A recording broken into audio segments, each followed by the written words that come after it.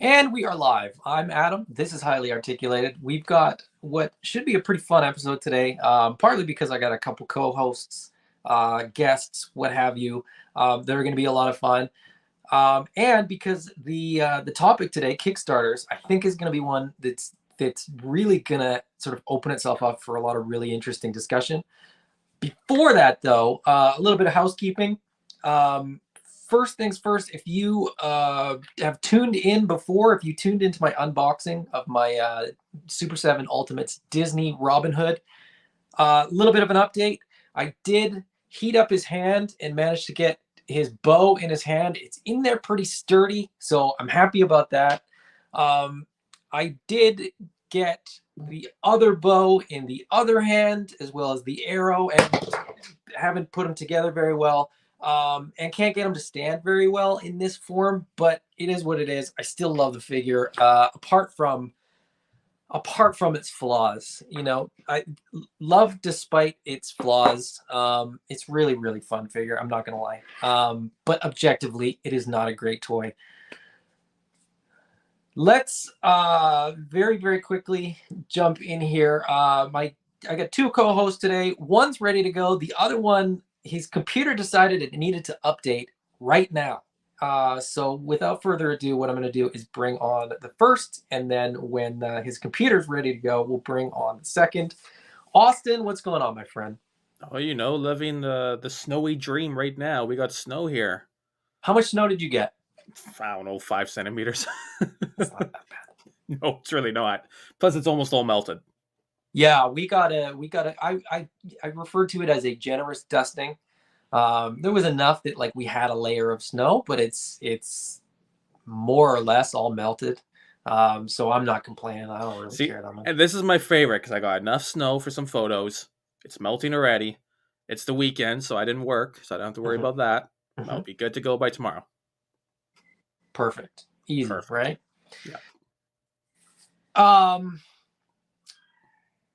Pickups. Should we start with pickups? Sure. Yeah, I don't have a whole lot to show off, which is honestly a I don't good know thing. much either. I don't know much either. That's Let's good. go. I'll show my one. I got one Sure, thing. Well, sure. actually, I got a couple things, but I'm going to show one because I haven't opened it yet. But I finally got him. Is that Phobos? No, that's Alder. Oh, A okay, little okay. hard to tell from the glare, but that is Oh, there. I Alder. see his antlers now. Yeah, Yep. yeah, yeah. This was the last figure I needed for the whole wave. Okay, yeah. Yeah. The Alethea wave, even with all these new ones coming out, the Alethea wave is still my favorite. Hmm. I just feel they nail. I'm not even a huge fan of the elf faction. I just Hmm. thought the character designs in that wave were just perfect. Every Yeah. single one was awesome. The vampires is my favorite faction. I have every single figure in that faction, including the expensive ones, Vorgus and Carpathius. Hmm.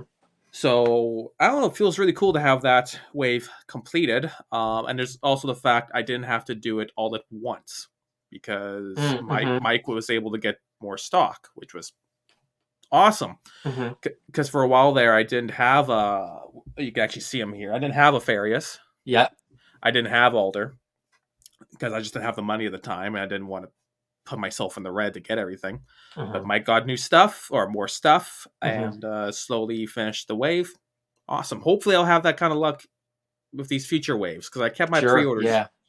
really small, Hmm. and that's like, Furious is an underrated figure, I oh, think. he's fantastic. He's Yeah. awesome. Yeah. But not to go on a tangent, but that's like my biggest gripe of Mythic Legions. It's not even like the company's fault or anything. It's just the line has gone so popular that it's like if you don't pre-order, you typically miss out. Sure. Yeah. Yeah. Yeah. But it's really nice when you don't have to get everything in one swoop, but you can kind of pick and choose over the few months or whatever. Hmm. Um. Yeah. I mean, that wave is my favorite as well. Um.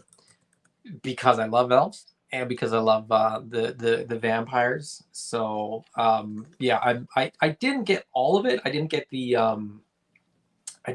Disabilis, the vampire um, ogre scaled vampire, but Yeah. I got the rest. Funny Uh, enough, sorry to cut you off there, but he was like the one I just got for the sake of like, oh, I'm going to complete the faction. I'll get mhm. him. He was actually like my favorite from the wave. I A thought he lot was. of people love him. Yeah, yeah, Yeah, absolutely. I got Varg for fodder. Like Varg, yeah. it doesn't do it for me like he does for a lot of other people, but that sort of bare vampire chest and the arms and stuff, Mhm. I couldn't really pass on. Plus the wings look fantastic. Definitely. So it looks like our other our other co-host slash guest is his computer's decided to play nice. So I'm gonna pull him on the stream here. What's going on, Jeremy? Hey, what's happening, man? Sorry I'm No, late. no, that's fine, man. We started a couple minutes late too, so you had a bit of a buffer, which is good. Everybody's happy. We're all here now. It's we're gonna have some fun. So Okay, cool. Yeah, so I opened my laptop up probably 15 minutes, 15 minutes till, and then it was like two options: restart now or restart in an hour. And I was like, well, yeah, okay, we'll just do it now. And then it's yeah. like just like spinning, spinning, spinning, spinning. So anyway, my apologies. That was a little bit All good. unprofessional, but yeah, but glad to be here, man. Thanks for having me. Look, if people are here for our professionalism, then they're in the wrong place. So I don't I don't think anybody's gonna care. You got any pickups this week, Jeremy? Yeah, this new line that a few people are talking about, Animal Warriors of the Kingdom. I've heard of it. Yeah, you've heard of that. So my so the full wave one plus my ridiculous amount of army building that I did with the Legionaries and Horrid Ravagers came in. And I got to tell you, having them in hand, the the stuff that we had at the con and the factory samples that we had do not do the finished product justice. This is probably the best metallic paint app that I've seen without being back metallized. So anyway, the joints are tight, but not like you have to heat. I mean, I would recommend that you heat them up, right? But I didn't really have to. Just a little bit of pressure, and they started to give. So, yeah, all around great line. I mean, they're hefty, right? They hold their pose just fine. But if somebody does feel a little bit scared about these possibly taking a shelf dive, the NECA figure stands that they sell in those 10 packs Okay. they are compatible with They fit, yeah. Perfect. with the I actually have like 40 of those kicking around, so that's awesome. Okay, great. Yeah, they're going to work out just fine for that. Or if there's a tabletop strategy board game that's coming up later and you're having some trouble with some dynamic poses, you could utilize those NECA figure stands. I don't know, just an idea, but yeah, get your figure stance now is what you're saying.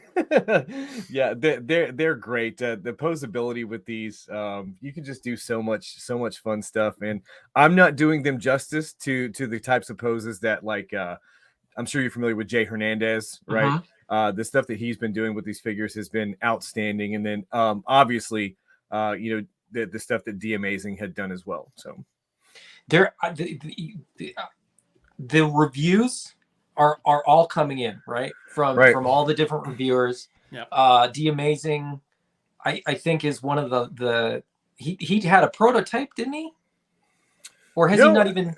No, I think he did a production run pale. He did a production run not too long ago, if I'm not mistaken. Okay, I've lost track of sort of the production ones and the sample ones, but like between him, Jay Hernandez, Toy Bro, Dan Larson, Floosh.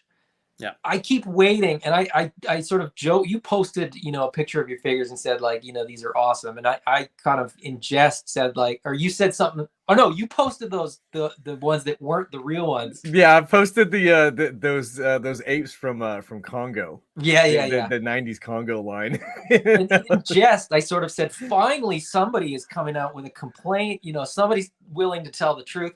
But honestly, no one's had a bad word to say about them, which is pretty shocking. Right. Really. I mean, even the best, lines in terms of the ones that seem to be beloved by everybody, there's always, one little nitpick or one little issue. I'm still waiting to hear somebody say except, this little thing. Everybody's loving them. I mean, I've been saying it for a while, and I'm going to continue to say it. This line is going to blow up. This line is going to be a hit. I believe so. I think that if the right people in the right places see what's happening here, and I know I know I'm associated with the line now, but you know, if the right people in the right places saw this, and saw exactly how kid friendly the line is, as well as far as the lore in the comic book is Yeah. concerned, this could be the next Thundercats, man. Honestly, and some other people may feel differently about that, but that's how I feel. Sure. Yeah, The absolutely. lore is good. The figures are fantastic, and I cannot wait for you to get them in hand. It's going to be worth the wait.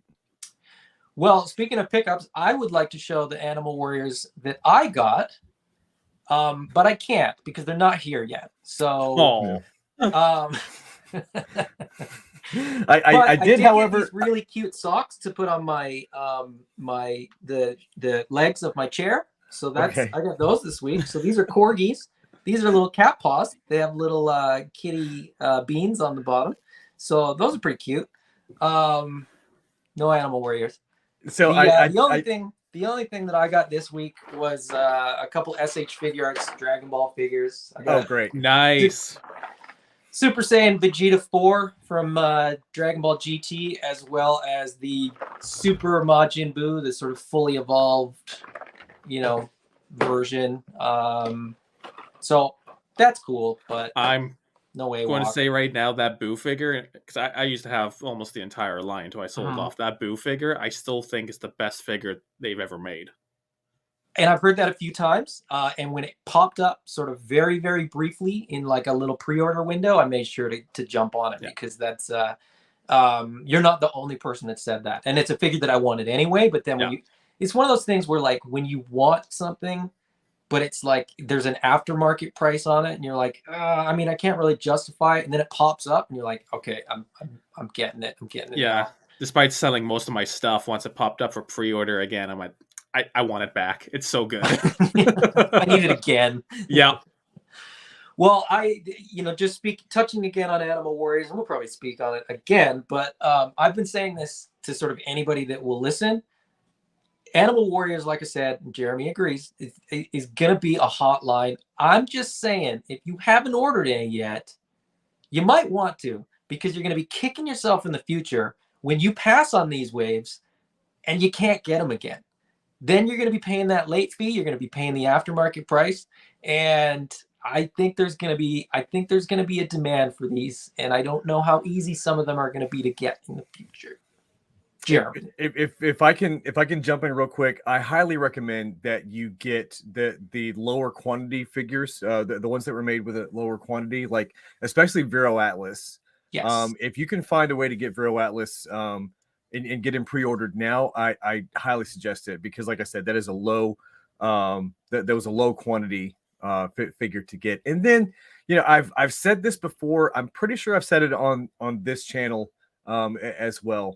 But historically, looking at indie figures when they come out, like when was the last time that they actually depreciated in value in the secondary market? Right? Yeah. They don't. Like right now, I was looking at listings for Pale at $69.99 on eBay today, right? With a complete wave one for 400 American on there. So the thing about it is that if you try it out, right? If you get them in your collection and or you get them in your house and they just don't mesh with the rest of your collection, or it's not exactly what you were looking for, you can feel pretty safe in the fact that even if you put these up in the secondary market and don't even try to scalp them, right? Just put them at retail and then let the market decide. Yeah, you're going to at least get your money back, minimum. Yeah. So pull the trigger when you get the chance, because we also we saw what happened with Steel Brigade from Valaverse and other army builders like that. They were just through the roof, right? The scalpers were having a heyday. So now, Austin, do you have any confessions that you'd like to make? Yeah, I finally pre-ordered some figures from eCollectibles, and honestly, obviously, Adam, you've been hyping them for a long time, and I always kind of looked at them like, you know what, they look really cool. I really like them. But the biggest thing was, where am I going to put them? Right, my display shelves are full. But then I watched the Foosh review, and Jeremy, I don't know if Adam's mentioned what I do, but I do toy photography. That's my main thing. And so my biggest thing is, posability and accessories, where you can get a lot of photos out of one figure. And seeing, they come with all the different hands and all that, which is great. I knew that. But once I saw the posability in action, I went, ah, crap. Okay, here we go. And so I pre-ordered 4 figures. I went with Vero Atlas. What's his? Sorry, I'm just still learning the line. I'm unfamiliar with the names. So is it Cal Dune? So Cordune. you're Cordune. missing, you're mixing Cordune and Kali together. But yeah, Cordune is coming in wave 2. Yeah. Okay. And then I also got Tiberius and Atreyu. Okay. You Good skipped picks, on Pale. man. You skipped on Pale. I'm going with the cats right Okay. now. All right. Don't get me wrong. I might. He'll get them. Yeah, He'll get them. Adam Yeah. knows me Look, well enough. honestly, man. So I'm, as far as toy photography is concerned, I'm very I'm an amateur, but I do enjoy it, and these are a big photographer's dream as far as posability is concerned. I was surprised when I got my factory sample in hand. The torso wasn't welded shut, so the butterflies and the arms were just kind of loose. And I was amazed at the range of motion that you get with those butterflies. It is really, really generous. And then these figures do not have a boot swivel, right? But that's an unrealistic point of articulation on the human anatomy anyway, right? If my shin can turn, then I've got a really big problem. But the articulation that you get at the hips, and then also the generous range of motion that you get at that ankle, make up for not having that. And in my opinion, you can get Figuarts poses out of these with those two things, because like your Figuarts Goku doesn't have a thigh cut. Right, it doesn't, but the articulation at the pelvis and the ankle, right, and that's not a realistic point of articulation for the human body either. But with the hips and then the ankle rocker on there, you can get those poses without having those breaks in the figure. They're awesome. I can't wait. I actually placed a second order through Spiro to add to my order. Also thinking it might expedite my order if there was more and I had multiple orders piling up. But we'll see. Oh, so you made the assumption that adding to it would put you at the top of the list? Well, I thought maybe or like bump you in the. Yeah, kind of. Okay. I thought maybe the Kickstarter ones are kind of going through one system, and maybe the website ones are going through, like, maybe they're different piles, and I might be at higher up in one pile. No, there's still nothing yet, but I'm happy to wait because I know how good they're going to be. So I'm not stressed about it. I'm just like, I'm chomping at the bit to get them, but I'm not upset that I don't have mine yet. That's completely understandable. Look, I'm taking my time with it. I got in it, like, my order came in an entire case, like a full case, right? I've only got 4 figures out of the box right now. Like I said, I'm taking my time with it, and that's the way to do it. I got one of every weapons pack, and I've only opened one of them so far. Yeah. So I'm trying to stretch it out as far as I can, because I have been anticipating getting these.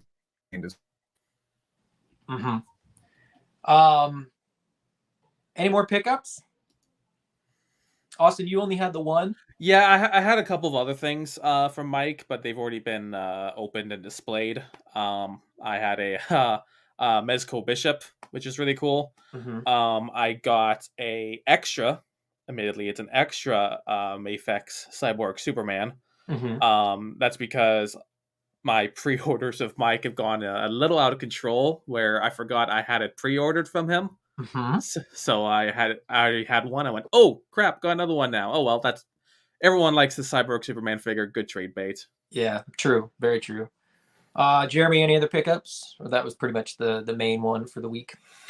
I did complete 3 McFarlane Build-A-Figure waves, but I'm not going to sit here with 15 action figures in my hand. Right? But I got, especially with that Dark Knight Returns horse, right? Or did you get the Batman? I did. Okay.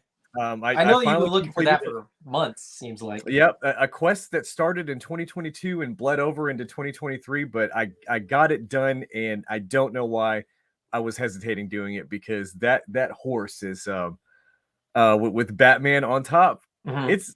It's awesome. It's It's pretty awesome. cool. People Yeah. give Toddy Mac some flack. I've given Toddy Mac flack in the past, but man, when he gets it right, he gets it right. You can't So argue with the price point either. Like that Yeah. Build-A-Figure horse is like pretty good value added to the offering, right? Like, well, yeah, and then I was getting those figures. GameStop had them on clearance, so the figures were like $10 a piece Yeah. because of the clearance prices that they had, and then because I spread it out buying them, I came in one month when I had my $5 my monthly $5 gift, coupon, my coupon. So I got one figure for $5, and then I came back the next month, and then I got another one for $5.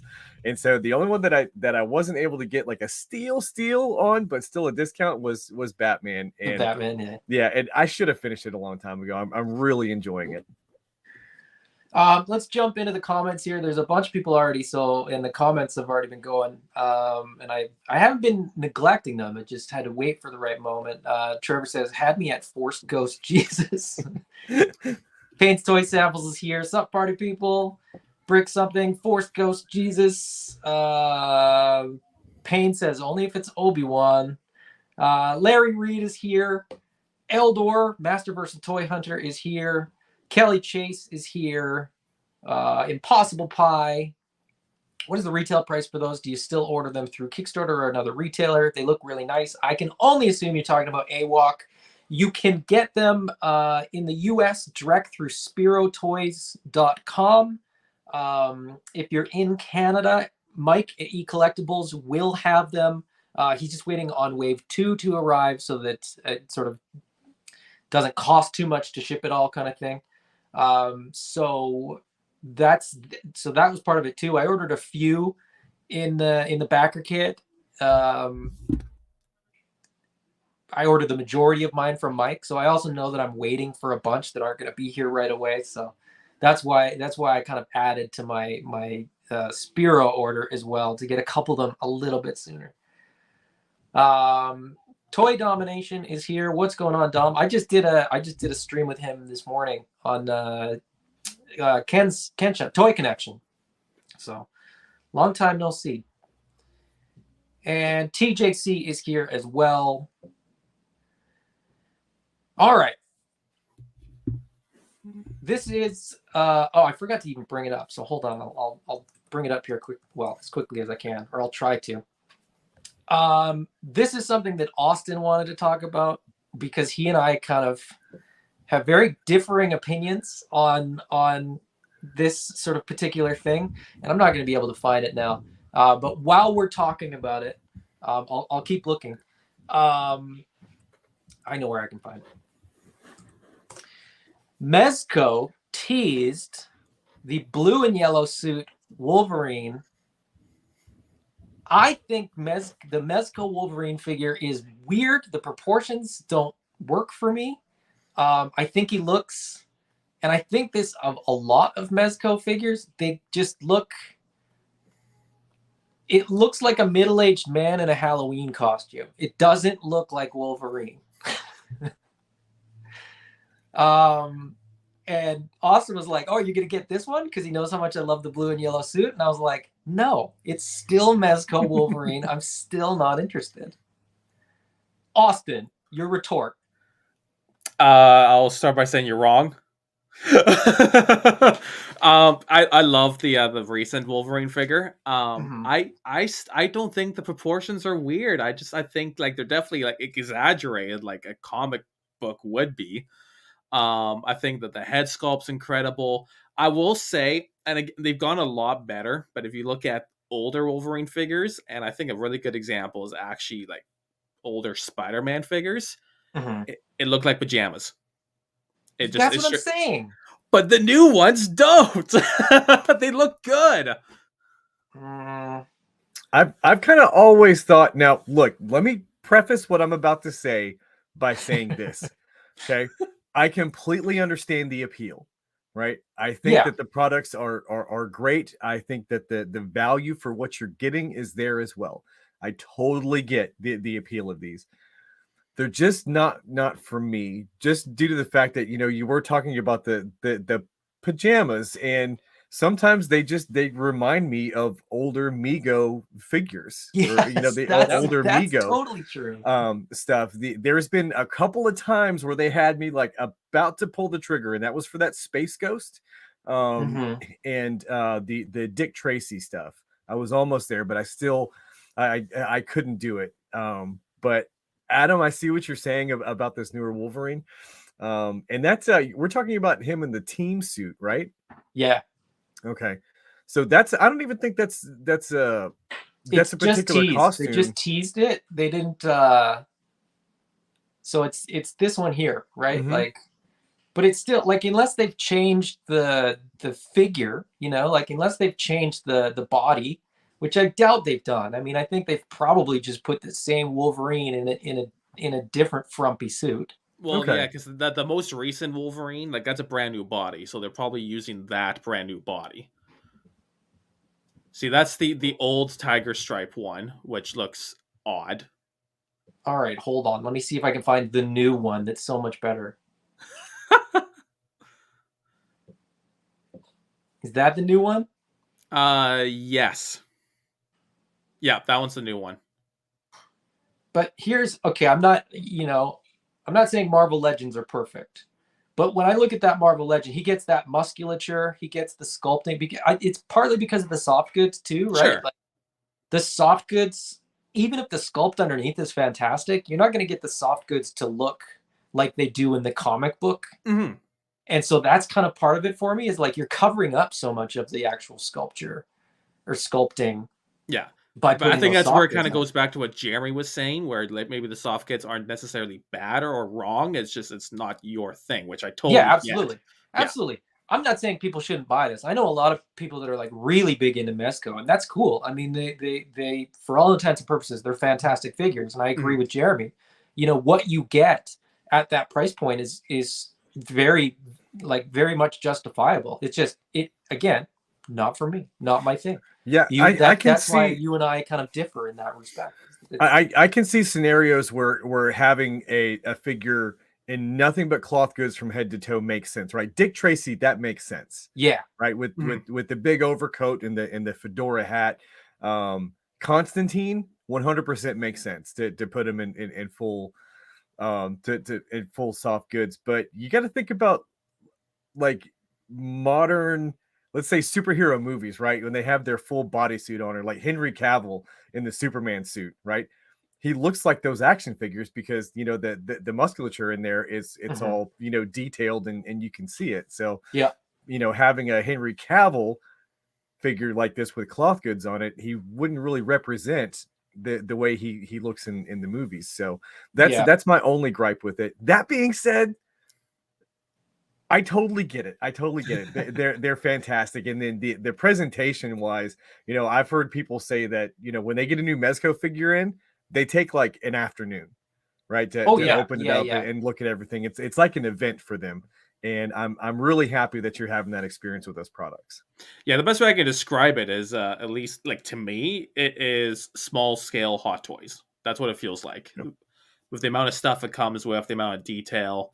And again, I think they've gotten so much better recently. Like those old Wolverines, just they didn't look good. I think the one that still makes me laugh is the Mezco Miles Morales Spider-Man, because I mean it's laughably bad. It doesn't look good at all. And And but again, that's a good example too, because that's a soft goods issue, I think, right? Like, yeah. because Miles is meant to look kind of skinny and kind of, like, especially if like Into the Spider-Verse was like your introduction to Miles Morales, the Hmm. Mezco one is not that. I'm just bringing up this Hoodlum one. So this is a new one that they sort of released a while ago, and I'm just trying, for anybody that's sort of not familiar, right, with Mezco, like, this is what you get with this figure. So you get the figure plus a pigeon plus a minifigure plus a stand plus 37,000 hands, all those different head sculpts. And then you get multiple hats, you get, multiple accessories, like little cigars, little stuff like that. Like really great attention to detail. I'm not, don't get me wrong, I'm not dumping on Mezco at all. They're fantastic figures. It's not that. What it doesn't even show in this is that this guy comes with a shirt underneath that sweater. So there you go. He's got it's great. And because this guy doesn't need to look like a superhero, I think that figure looks phenomenal, right? For me, it's like they did a Snake Eyes too, and everybody knows that I'm a complete shill for Snake Eyes. I'm the mark. When Hasbro's like, we're releasing another one, I'm like, okay, I'll take it sight unseen. Mezco did one, and everybody was like, oh, you're gonna get this for sure. This will be your first Mezco figure. And I was like, it doesn't do it for me. It doesn't look like my Snake Eyes, right? Now, and the roadblock they did, however, looks phenomenal. Yeah, absolutely fantastic. Did you see the full promo image for Firefly? Yes. No, I have not. That one looks really good. Because for a while they teased it, I think last year, but it was just like a close up on the face. But now you get like a full body shot, and I'm trying to stay away from the G.I. Joe Mezco stuff because again, it's just more stuff to get. But that's the one that has me going. Okay, I'll see if I can find. I might do it. Like, oh man, it looked. I don't know. It was like, if you think Roadblock looked good, I think this one just knocks it out of the park. But I mean, I think they all look good so far. Their Storm Shadows look good. They look great. Death Show, I think, is phenomenal. Yeah, man, it opened a separate window. It's hard to stay away. I mean, you can see right behind my head. I got my Cobra display right there. So it is hard to stay away. It really is. They're stunning figures. Like there's no doubt about that. It's just more whether it fits your collection and sort of your preference. There it is. Oh man, yeah, that's awesome. I love it. So he gets all the web gear, like the harness, the belts, the grenades. Like just he is like, that's probably one of the best versions of that figure that you're gonna get, right? Yeah. And I think with Mezco, because they're not doing a ton, if you're getting 2 of these a year, that's not that bad. That's pretty manageable for most people. If you're doing classified and you're doing 37 figures every year, it adds up. So when people are like, oh, I couldn't afford Mezco, I'm like, sure you could. If you weren't doing, classified, you'd have change, you'd have money left in your pocket if you were only doing Mezco. That's a great way for an enabler to rationalize it. Hey man, that's what I'm here for. I'm not here to talk people out of buying toys by any stretch. But yeah, that's so Mezco, not for everybody. And Austin and I sort of disagree on that Wolverine, but like they're great figures. And like I said, like the Rumble Society stuff is really good. The Gomez stuff is fun if you're into the Gomez stuff, which is like a cockroach head on like a spy / ninja. Like he has all these different bodies, right? But they just put that bug head. And again, they don't do a ton of releases. So they're not like, they're not draining people's bank accounts in the same way. Well, they can if you're buying everything. But if you were just doing G.I. Joe, or you were just doing Rumble Society, or you're just doing Dick Tracy, they just, I think they just teased a 3rd Dick Tracy figure. So there's the 2-pack, and then they've got like one more coming. Oh yeah, it's Prune Face. Yeah. Paint's Toy Sample says soft goods on Mezco just make me say, yeah, maybe I'll get the Mafex. Hey, in some cases, absolutely. I think that's, I even said that to you, Austin. I would go Mafex Wolverine over Mezco Wolverine. Yeah, I mean, I can definitely understand why. Like, I have the brown suit Mafex Wolverine, and it's phenomenal. If you're talking about Batman figures, as much as I love the Mezco Batman figures, obviously Mafex is going to win in posability, like hands down. Brick says these are designed to make us feel like we're killing it in our cosplay. Payne says it's fine to make spandex cosplay, not on my toys unless they're naturally wear clothing like Constantine. That Constantine, I'm not gonna lie, that came up. I didn't order it, like pre-order it, but Mike did get some at eCollectibles, and I was like, well, maybe I'm waiting. I'm not saying I'm never gonna get a Mezco. It's just gonna have to be one that's like really, really special, or just sort of really something about it just wins me over. Trevor said Mezco TMNT look good. They do. They look really good. One more license to add to your TMNT shelf, which the the positive spin on that is, oh boy, one more version. The negative spin is definitely like another version. Like it's funny how that can sort of make people go one way or the other. Paint Soy Sample says looks so good and the cloth works. Yeah, exactly. For some of them the cloth really does work, and for others it's almost worse, right? So speaking of these smaller brands, speaking of draining people's wallets in some cases, not in other cases, Kickstarters. So there's currently a few campaigns going on that sort of are, ones that I'm interested in, ones that sort of have me curious in some way or another.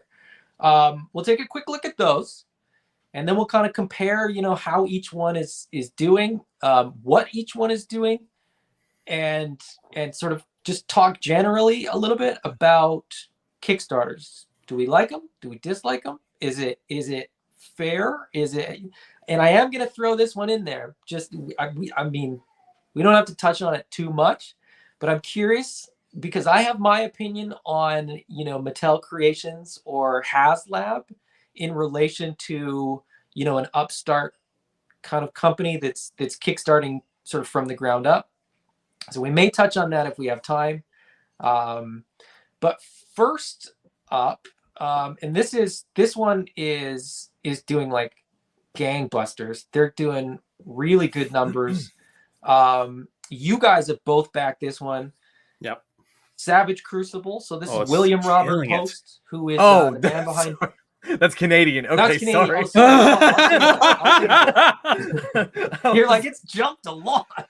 I was like, I just looked at it this morning. Yeah, sorry, that caught me off guard, man. I always forget to change it when I'm looking at it to like compare, because I look at it like in terms of the pricing that it costs me. Right. Oh yeah, for sure, man. And I always forget to change it, but hopefully it'll change it now. There we go. So that probably looks like a number. Yeah, that looks like. I was like, it jumped $100,000. I was like, it just shows how bad our dollar is. Yeah, man, it fluctuates. So yeah, I guess Adam, you have not partaken in the Savage Crucible campaign yet, or you have not made a contribution. No, it's not. I like them. They're great designs, and I've been following this for quite a while, like since so if anybody's not familiar, Savage Crucible kind of appeared mysteriously. He had his little sort of decoder medallion that got sent out to a whole bunch of people, and nobody knew what it was. And then there was these sort of very cryptic messages and posts, and that was about a year ago exactly. I was looking it up the other day. I'm pretty sure it was March of 2022 that those went out. So this has been a long time coming. This Kickstarter was kind of expected, third quarter 2022, but got pushed back to a couple reasons that it was, a couple times it got pushed back. The timing wasn't right, so on and so forth. These look absolutely fantastic. They're, fantasy inspired. There's a comic book that goes with it. The first wave is the lizard / kind of dragon men. The second wave is the barbarians. The third wave that got unlocked most recently is the fishmen, for lack of a better term. I think there is the lizards are the Lemurians. The barbarians are, of course, humans. There's also a shape shifter in there in the form of Jaeger, who, for all intents and purposes, is a werewolf, because the form that he can change into, Therian, I think is what it's called, right? Is that right? There he is. Yeah. Jaeger is a Therian. That's by far my favorite. I haven't jumped in this Kickstarter specifically, because Jaeger is probably the one figure that I would get so far that they've revealed. And just in terms of costing, it'll be cheaper for me to just wait and get it from Micah E Collectibles. If I was getting, all ins for 3 waves, it would probably make sense to go through Savage Crucible. But it really, Savage Crucible for me comes down to, I'm going to be cherry picking just because I have there's too many other lines that I'm sort of buying more actively. But the articulation looks great. The designs look great. The sculpts look great. The sculpting's done by the people that, probably have figures on your shelves already. Mm-hmm. Yeah, look, there's so much good things to say about this campaign. And honestly, I was there when Rob Post debuted these at Toylanta. The Savage Crucible booth was directly beside the Animal Wars of the Kingdom booth. Yeah. So I got to stare at those things. Yeah, that was exactly a year ago. Mm-hmm. And so I got to stare at those things for 2 days straight. And so I knew, having Rob right there at the booth over, we got to talk about him and stuff. So I've been eagerly anticipating this campaign going live. I did have to change. Unfortunately, I did have to change my pledge on there because Wave 3 got unlocked. So I had to go from the Wave 2 all in to the Wave 3 all in, right? And I added the a hard copy of the graphic novel and the silver decoder coin as well. Yeah, because Rob's gonna have some cryptic drink more Ovaltine messages coming. Yeah, with a little orphan Annie decoder ring. So look, I've got a soft spot for indie stuff, man. Like alternations. I think that 90s gimmick stuff that he was doing was great. Of course, Action Force, Animal Wars of the Kingdom, Savage Crucible, and I'm really looking forward to I think Defenders of Eden is launching that's pretty soon. Yeah, pretty soon too. So, and that's another one that I'm probably going to make a contribution to. Mm-hmm. There's that's a whole other conversation. Is there now too many really great options? As a kind of a free market guy, I don't think that that's a possibility. Is there too many good things available? Yeah, it isn't. I agree. And if that's a problem, it's a very good problem to have. I made the same argument recently. I said, look, if having too many options is a problem, then think of it's the most first world problem ever to have. Yeah, we're middle-aged men complaining that there's too much cool toys to buy. You can compare it just as much to like going to a restaurant. You're like, oh, there's too many good options. Yeah, exactly. You're still gonna leave satisfied and full. I am extremely excited for Savage Crucibles here. I backed it day one. I've been thinking about modifying my pledge. I haven't yet. I might not at all. I've backed for Wave 1 and Wave 2 all in. Debating whether or not to go Wave 3 all in, but after conversion, all that is just a lot of money up front. So I might just stick with the first 2 waves and wait for Mike to get the other stuff in. Because admittedly, for Wave 3, I think the fish people are cool. I don't think they're as cool as dinosaur lizard people. And even though I didn't think I'd like the barbarians, because when you talk about a fantasy setting, fish people, lizard people, dragon people, it's very fantastical, while you just think human barbarians kind of meh. I don't know. I took one look at them and went, oh, these are actually really cool. And I'm not talking just Jaeger. Because obviously he's fantastical, changeling, morphling type character. But even the there it was right there was. What do you want, Jaeger? Well, actually, I was going to point out the not Conan. Oh, the warrior ball and chain. Like it's I Yeah, don't know. It's just the Frazetta figure. yeah. yeah. I looked at that. I love it. Mind you, like I'm gonna go back to Mezco for a second. I got the Mezco Conan figures, and I absolutely love those. So I'm kind of on this like Frank Frazetta high right now, Mm-hmm. and I don't know. And obviously that's just a render. That's not a picture of the actual figure, but I just like the grunginess of it. So I imagine the solid figure would kind of have a grunginess to it too. Mm-hmm. And again, and the other barbarians look fantastic too. And the big selling point again, and it was the thing that sold me with Ammo Warriors of the Kingdom finally, is articulation. Kelly, who just there he is right now, was also always hyping up Savage Crucible, and it wasn't so much I was against Savage Crucible. It was just like everything else. I don't want to be tempted by it. But then he finally showed me the video of one of the Amerian prototypes of them like holding their sword out with both hands. I was like, The okay, yeah, articulation videos. Yeah. yeah. I'm like, okay, yeah, that's it. I'm getting it. Yeah. I think the other one was Jaeger holding on to the crossbow, like crossbow, to his yeah. face. Oh my Mhm. god! I'm just again as a toy photographer, it's perfect. That is the dream, having that kind of articulation and while maintaining an excellent sculpt. See that? I love that. That's great. Yeah, I mean, I saw that stuff and I loved it too. And like I said, I've been sort of following this since more or less not the inception point, but sort of the release point of like a lot of the 3D concept art and stuff like that. And there was a lot of designs in there that I really wanted. The lizard people and the fishmen weren't really on my list, which is why I sort of haven't jumped in yet. Like I said, I think this line is fantastic, and it's definitely going to be one that I'm going to be picking figures up. I'm from very in the excited future. for dwarves. I love Yeah, their the dwarves dwarf look line. great. You know, like I said, Jaeger is my favorite figure in the Kickstarter, but you know, they have like the tiger guy, you know, some of the other sort of animal type. There's a theme to my collecting.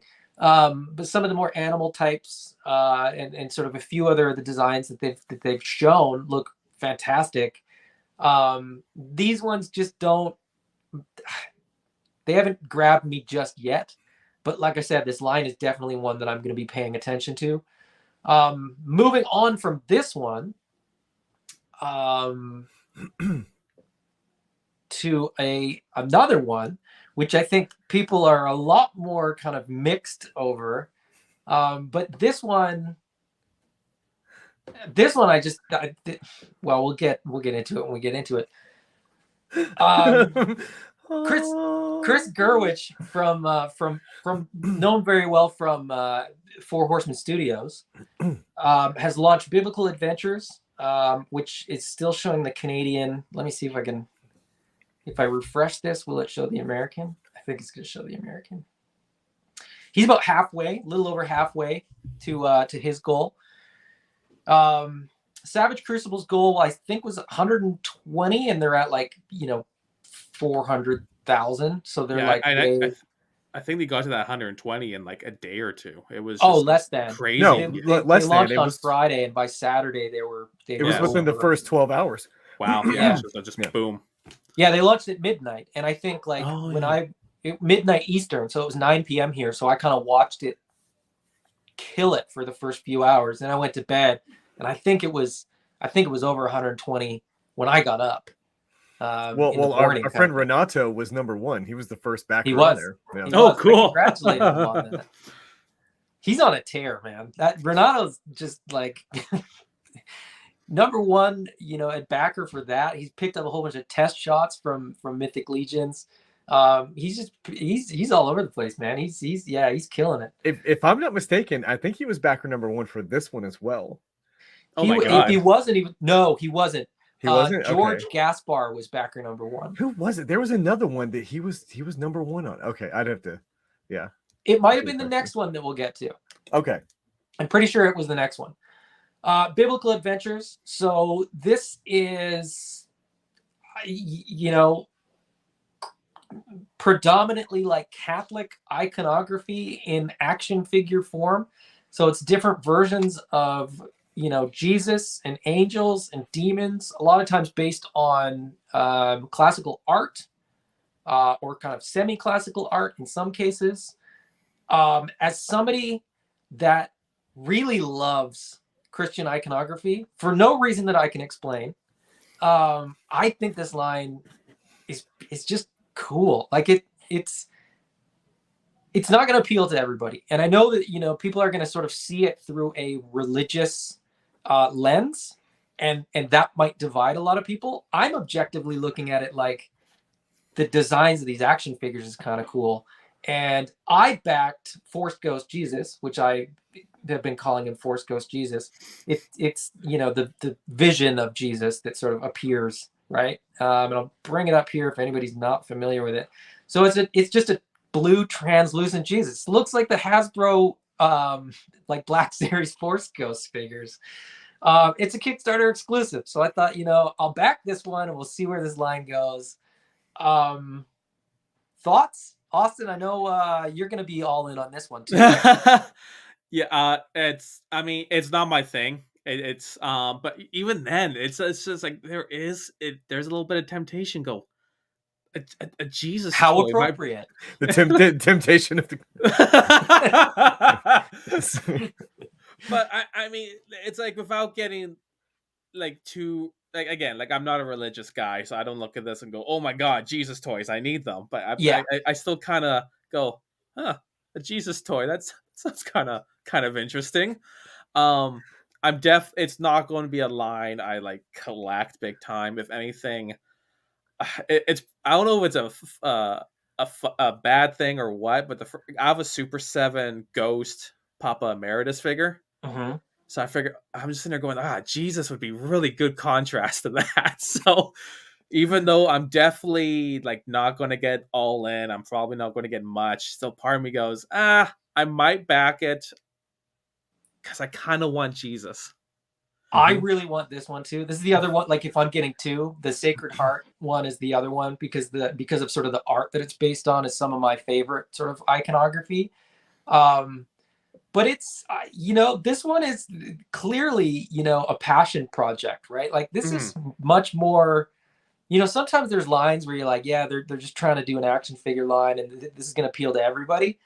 This one is a risk. I mean, admittedly, like, and when we sort of come back to Kickstarter discussion in general, this one is one of those ones where I can 100% understand why somebody would want to do a Kickstarter because there's absolutely no guarantee that you're going to sell these. Yeah, it's what's funny is that the artwork that's the referencing or the reference artwork for the figures is all very reminiscent of the candles that my great grandmother used to have around her house all the time. That's what I'm saying. That's what I'm saying. Like, I knew so a kid, much of this is so immediately recognizable. Right. Look, when I was a kid, I knew another kid that this would have been perfect for because unfortunately his parents were so kind of over the edge as far as like religion goes that he wasn't allowed to have like the modern toys of the day and things like that because it was all evil for some reason or it was worshiping false idols or something like that.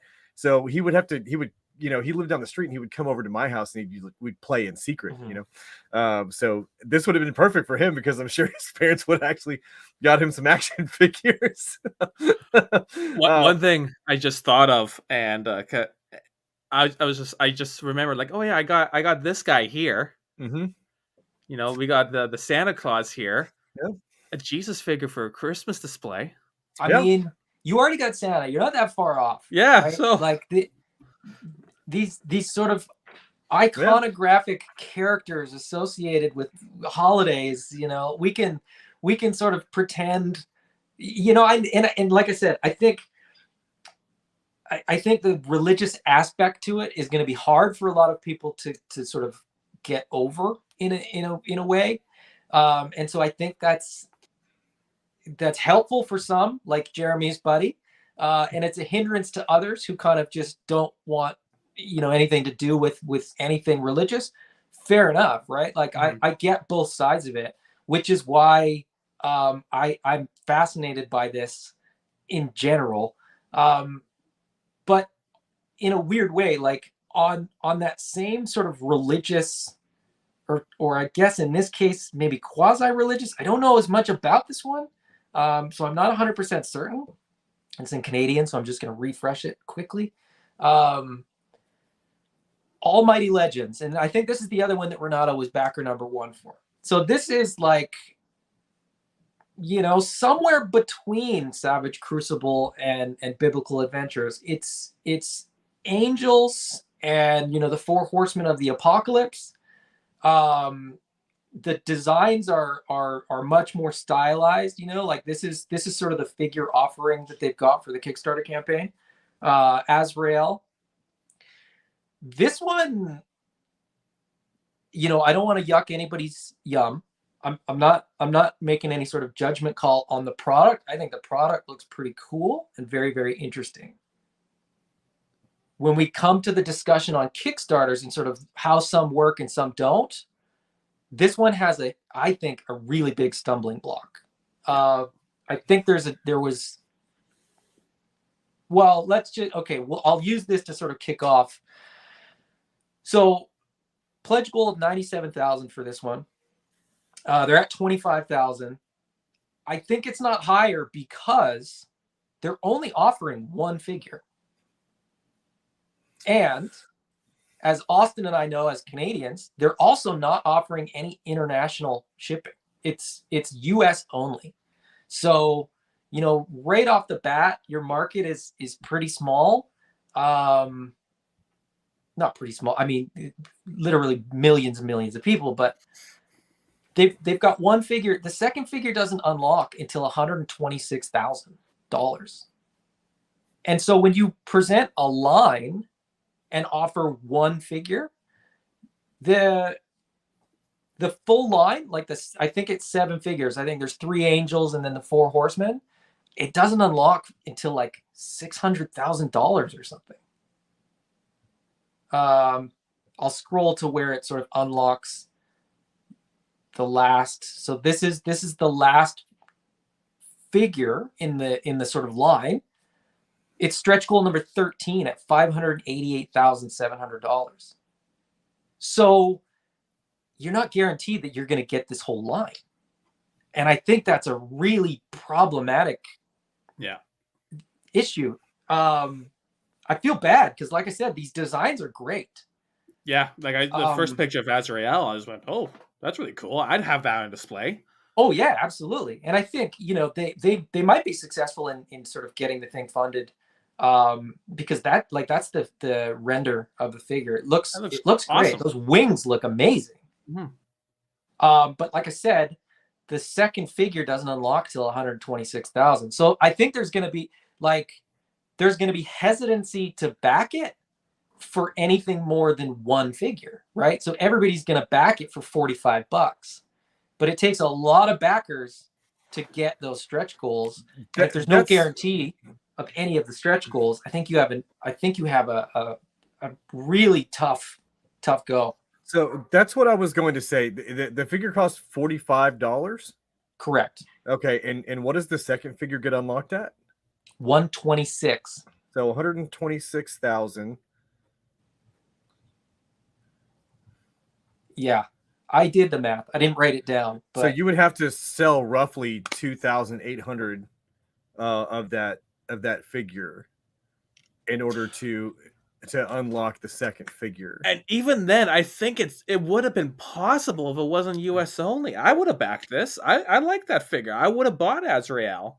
Mm-hmm. But just the fact that even if I still think I can understand no international, even though I don't agree with it. But even no Canada, no Mexico, like basically just saying no to the other North American countries. To me, I don't know. I just look at that and go, whatever floats your boat. I just don't see it funding. I hope it does. Yeah, me too. Because again, then it just opens up a market. Maybe Mike can get stuff. Maybe some other other retailers in other countries can get stuff. I look at that Azrael still and go, even if I don't back this Kickstarter, I would like to get one. It looks phenomenal, unless reviews are bad or something. But based on what little information I have, it looks great. I would like to have one. But yeah, I can't help but think the the creator of that Kickstarter has just made it really tough on himself. Yeah, I mean, that's, as Jeremy mentioned, like if it's so, getting into, I pulled it down because I don't want to make it seem like we're fixated on that one and kind of dumping on that one. I want all three of these to fund, and one of them already is, but I would love all three of these lines to be successful. I would like all lines to be successful. Let's be honest. Sure. I'm not, if you have the ambition and sort of the wherewithal to get your Kickstarter together and get it out there, I hope that everybody has successful Kickstarters. Failed Kickstarters must be like a really depressing situation to be in. But Savage Crucible is already there. Biblical Adventures is halfway, about a week in. Almighty Legends is facing an uphill battle, but they're at 26,000 or whatever it is, so they're getting there. Kickstarters in general. Actually, I'm just going to quickly jump into the comments here, and then we can just sort of open it up to just conversations about Kickstarters. Kelly said they have plans for future Frazetta figures that are not Conan or Death Dealer. I think that is appealing to a lot of people. Yeah, I'm all over that. Yeah, Brick says Force Ghost, Holy Ghost, Hagnot. Yeah, I mean it's a fun. I'm just saying it's a fun figure. Scott Baker has jumped on late as usual. Mythic Dolphin is here, all in, backing this because of all the work put into this. Speaking, I believe, on Biblical Adventures because of this comment. My 7-year-old wants the Saint with baby Jesus. Absolutely. And that's a good point too. Like, I think a lot of people are backing Biblical Adventures because it's Chris. And I think a lot of people really like Chris and are happy to support him almost more than the line, which is great. I mean, back it for whatever reason. I genuinely want Force Ghost Jesus. A line that's perfect for cloth goods is that one, right? That's for sure. Yes. Perfect for cloth Brick goods. says that. If you're a clown in the Mezco soft goods, I find it hard to grasp how you can be good with the soft goods on the biblical ones. The shapelessness of them kind of detracts from the whole look. Two things about that. Those soft goods are like prototype ones. I'm pretty sure that he hand stitched those. And they're going to be wired and they're going to be kind of better fitted and so on and so forth. He just hasn't quite gotten there. But that's the thing. I trust that Chris will get that project to where it needs to be quality wise, just because of, Four Horsemen, because he's got sort of a proven track record in that respect. Hey, real quick, before we get into the general discussion about the Kickstarter model, right? Yeah. I wanted to speak real quick about the last property that we were looking at. What was that called? Almighty Legends. Yeah, Almighty Legends, right? Uh-huh. So I think you're right in saying that there's a couple of hurdles that Kickstarter is going to have to overcome if it's going to be successful, right? But having and I hope that it isn't. I hope that it's 100% great and everybody gets their product and it's everything that they ever wanted, right? But having a failed Kickstarter is not the end of the world, right? The first Animal Wars of the Kingdom Kickstarter was a failure. And what it did was cause Jason to, take a little tactical pause, right? Mm-hmm. Maybe even retreat a little bit, figure out what's going on with that and then come back with a better plan in the end. So, hopefully if this one doesn't make it, hopefully that's what that creator does and then winds up getting the product to market. Yeah, that's a very good point. If you launch a Kickstarter and it doesn't fund, nobody's really out any money. It's not the end of the world. Like you said, it's unfortunate and it's disheartening for the creator and for people that want the product, right? But as you said, you can kind of retool the offering. You can kind of change the numbers. You can kind of mix things up and sort of see what, you can maybe glean some lessons from the first offering, come back in 6 months or a year with something that absolutely kills it. I mean, you mentioned Animal Warriors of the Kingdom. I know that Jason had a failed Kickstarter. I know that he also had, 2 comic book Kickstarters that were successful before he ventured into the action figures. And then he also had, I think, 2 successful ones at the 4-inch. Is that right? 1 failed at 4-inch and 2 successful? 1 failed at 4-inch. The next one was successful. Did he only do the 2? He might have only done the 2. And then the Primals, the 6-inch. Right. And then Primals came. Right. And the Primals, I mean, was I mean, as far as I can tell, a huge success I mean, Kickstarter wise. I think that Kickstarter he was asking for 120 at the goal, and then he ended with like 360,000.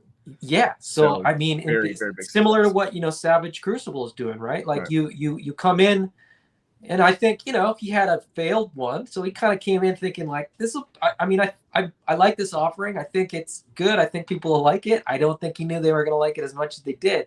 All the people waiting for their Kickstarter orders, it's all our fault. We did it. We have to wait because it was so successful. Yeah, but yeah, to get back to the look, I'm a huge advocate for the underdog, right? I love the story about the little guy just making it huge, and so I try to support all these Kickstarters as much as I possibly can, as long as I'm under the impression that the person that's launched the Kickstarter is doing it in good faith, and they have a plan to bring a quality product to market.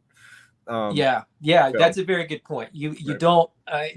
So the guy behind it, Dacre Bush, I believe is his name. He's in the Cabal. Now, whether that's I don't know the guy. I mean, it could be a completely made up name for the purpose of doing a Kickstarter or whatever. But that's not what I'm here to argue.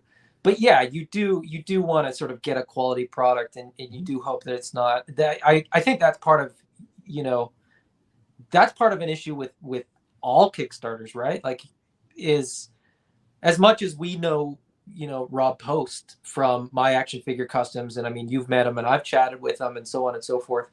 Like, I didn't know Jason or you before I started chatting to you guys about AWOC. Four Horsemen had a bit of an advantage because people knew who the Four Horsemen were before they started with Mythic Legions. Oh, they have a ridiculous pedigree within. Oh, absolutely. Within the industry. Yeah.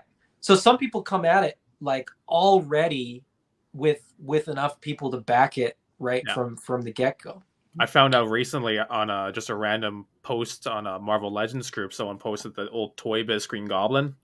And when I still love this figure, it's awesome. If an Eric from Four Horsemen commented and said, "Oh yeah, that and the Hobgoblin were some of our first figures we've ever designed," I went, "Wow, they've been doing this for a while." Yeah, I had no idea. I would have to say my personal highlight is the Masters of the Universe 200X line, which were the sculpts were just crazy on those, man. Just absolutely crazy.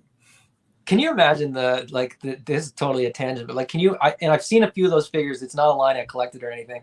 Mm-hmm. Can you imagine the like production meetings where people were like, "Okay, what do you guys got?" And somebody was like, probably sheepishly like, "I don't know, it's a bit out of the box. What do you think of this?" And they're like, "Run it." And he was like, "Really?"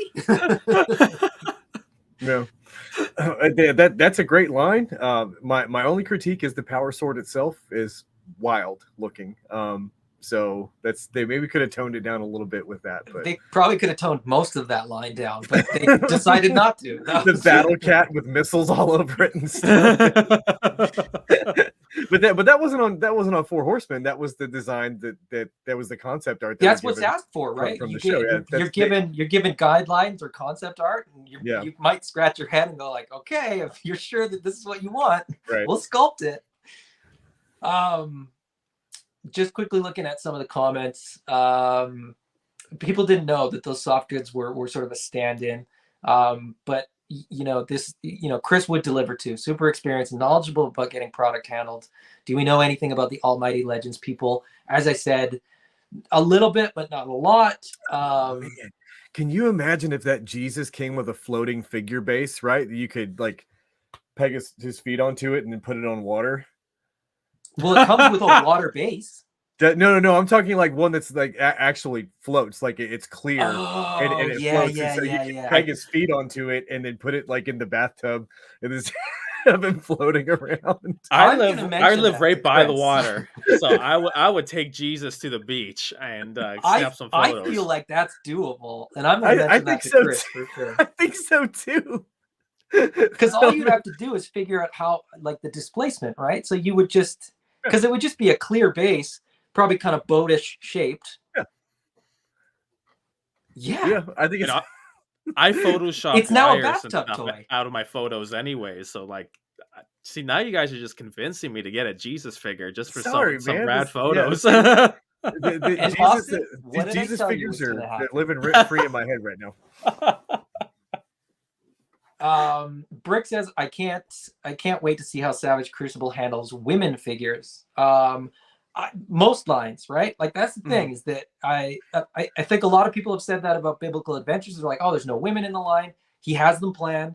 Savage Crucible is the same. Like Rob can't get everything tooled that quickly.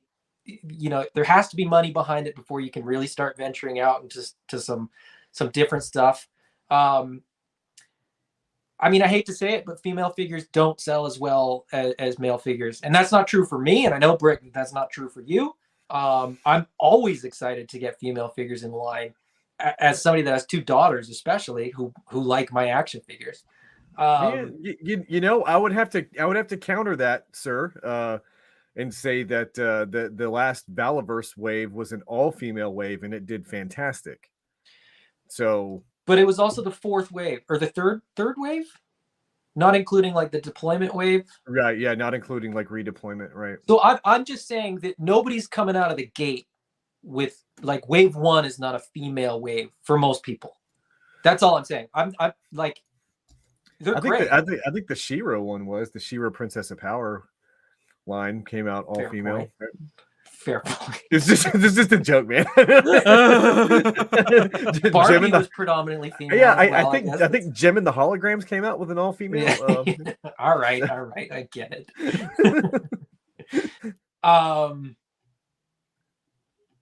Impossible Pie says, avoid the Mars Industries Airwolf Kickstarter. If you guys aren't familiar, that one's been it's been controversial. It's been batted around for a while, and I've never heard of it. So I don't know enough about it to really speak on it, but basically Kickstarter was really successful, or sort of in the metrics of Kickstarter, 2 years ago, 2+ years ago. Still nothing delivered. Updates have been fewer and further between, I think. Last I heard from another G.I. Joe collector that I know, he'd kind of reached out to the guy and was effectively like not getting any communication back. So who knows? Yeah, so I think, look, I don't have a very, very firm grasp on the entire situation, right? But I think they are getting to people, and I think that the QC issues on that vehicle are bad. Like they're really bad. But I don't know enough about it to speak intelligently, so I'm going to refrain. Fair enough. And I'm the same way. Like I've heard some hearsay and some sort of like secondhand accounts from individuals, but I didn't back it. I don't know the situation. And I'm certainly not saying that this is one of these examples, but there are Kickstarters that are just purely a scam, right? Because if it clears, Kickstarter even says when you sign up and when you kind of put your pledge in, I think you have to click the button and say like, I agree to fund this project even if I get no rewards. Yeah, like, it's not a guarantee that you will receive. It's not product. A guarantee that you get a product. Right. And so every Kickstarter has that as an issue, right? Like every Kickstarter has to get people on board in sort of a trust level thing, regardless of the product, right? Like you have to commit to it and sort of say like, okay, I'm happy to give you this money. I really hope that you can deliver on what you're promising. But that's where that sort of thing where like, the 4 horsemen, people knew that they were going to deliver. Chris, that he's going to deliver. Yeah. Rob Post, you know that he's going to deliver because he's already been selling product, right? Like, well, here's the thing about what Rob Post did is that he invested a whole lot of money in it, right? He believed in his dream, so he invested a whole lot of money into it, right? And then he pretty much worked in silence for a very long time. Now, what he has going for him right now that I think kind of put a lot of people at ease is that within the first week of the Kickstarter going live, right, you're already seeing D Amazing reviewing factory prototypes. Mm-hmm. So okay, so this is where the figure is actually at in production, right? He has something physical to show us. Mm-hmm. So starting or initiating a Kickstarter and then you have nothing but renders is kind of I don't think that that's a great idea. Because for me anyway, it's like, hey, if I had something more solid to see, it would probably make me feel better about it. Mm-hmm. Yeah, Yeah, that's true. Rob Post and already had articulation videos and clips all up on Instagram and stuff before backing it. So when I backed it day one, I knew exactly what to expect. And sure, even those articulated figures were just great plastic, and the colors are rendered, like you said, Jeremy, with the amazing having prototypes. That was just extra assurance that you're going to get a good product. Or that it's actually coming, right? Because That too. Because when you look at it, you look at a factory sample, you're like, oh, well, tooling's done on these already, right? They've already they cut steel on these. Like these are happening. They're real.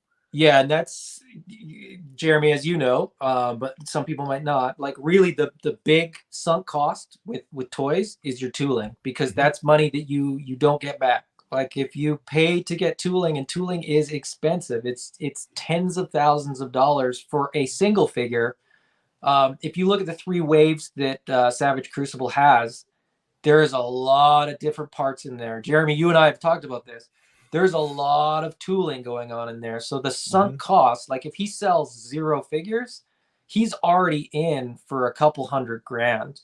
And he's invested his own money, which is why that stuff's already done. So that's why the turnaround is so much quicker for his as well, which again is like he's kind of countering some of these things that people have as complaints about Kickstarters. And he's always pointing it out, and I think he's making a good point. There's a lot of Kickstarters where people just assume some of these costs. Factories haven't seen their samples. Factories don't know what they're going to manufacture, so they don't necessarily know what their costs are going to be. And I think that's I hate to say it, but I think that's where some of these Kickstarters go wrong, is that they don't actually genuinely know what it's going to cost to make these figures, and by the time they sort of get to production, they just can't afford to make the figures. Right.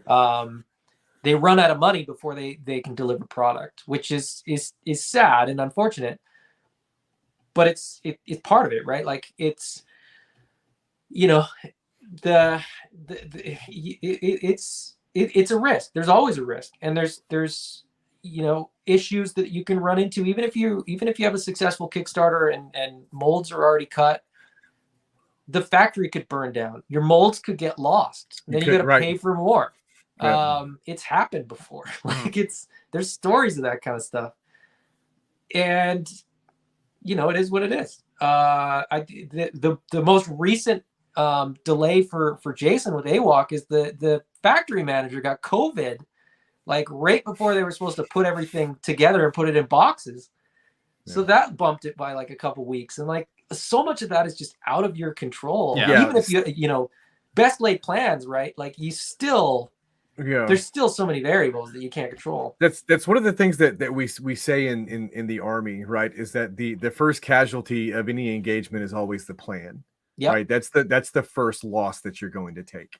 And that seems, I would say not really always true in these scenarios as well, but there's so many unforeseen circumstances that could possibly have an effect on, the production of your line. So but that I'm no stranger to indie boutique figures, and this is just this is just how it goes. I agree. And that's, what was the first one that I think the Action Force one was the first one that I backed. Before that, like I didn't back the Mythic Legions Kickstarters because I was still at that point where I was like, I don't really know how this works. I don't trust it.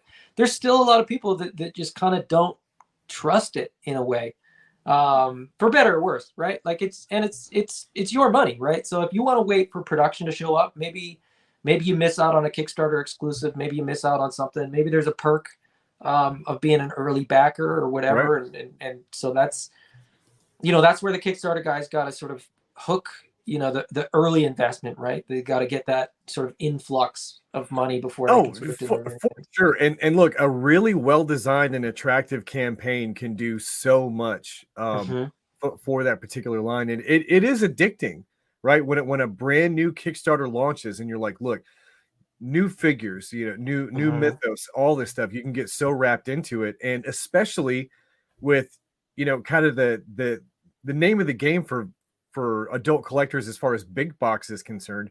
It's always, hey, am I going to have to drive to 5 different Targets to get the thing that I'm looking for? Mhm. Or has my local scalper bought all of them, and now he'll meet me in the Target parking lot to sell me one for twice what retail is. So you start looking through the Kickstarter, and you're like, I can have all of these that I want, and I can get them all right here, and I'm not driving 5 different places and dealing with scummy people in order to get the things that I want. So, and theoretically, it's not always the case. I can get them early. I'll get them before everybody else. right. Kelly said this about 20 minutes ago. Kickstarters are addicting. I used to back so many indie comics. Exactly. I just used the same. Jim. I just used the same phrase. I said it's addicting. Yeah, Yeah. It really is.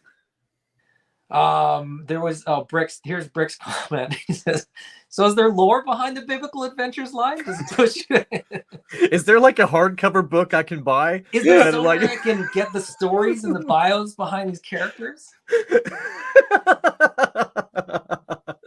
That's comment of the evening right there, man. That's a good.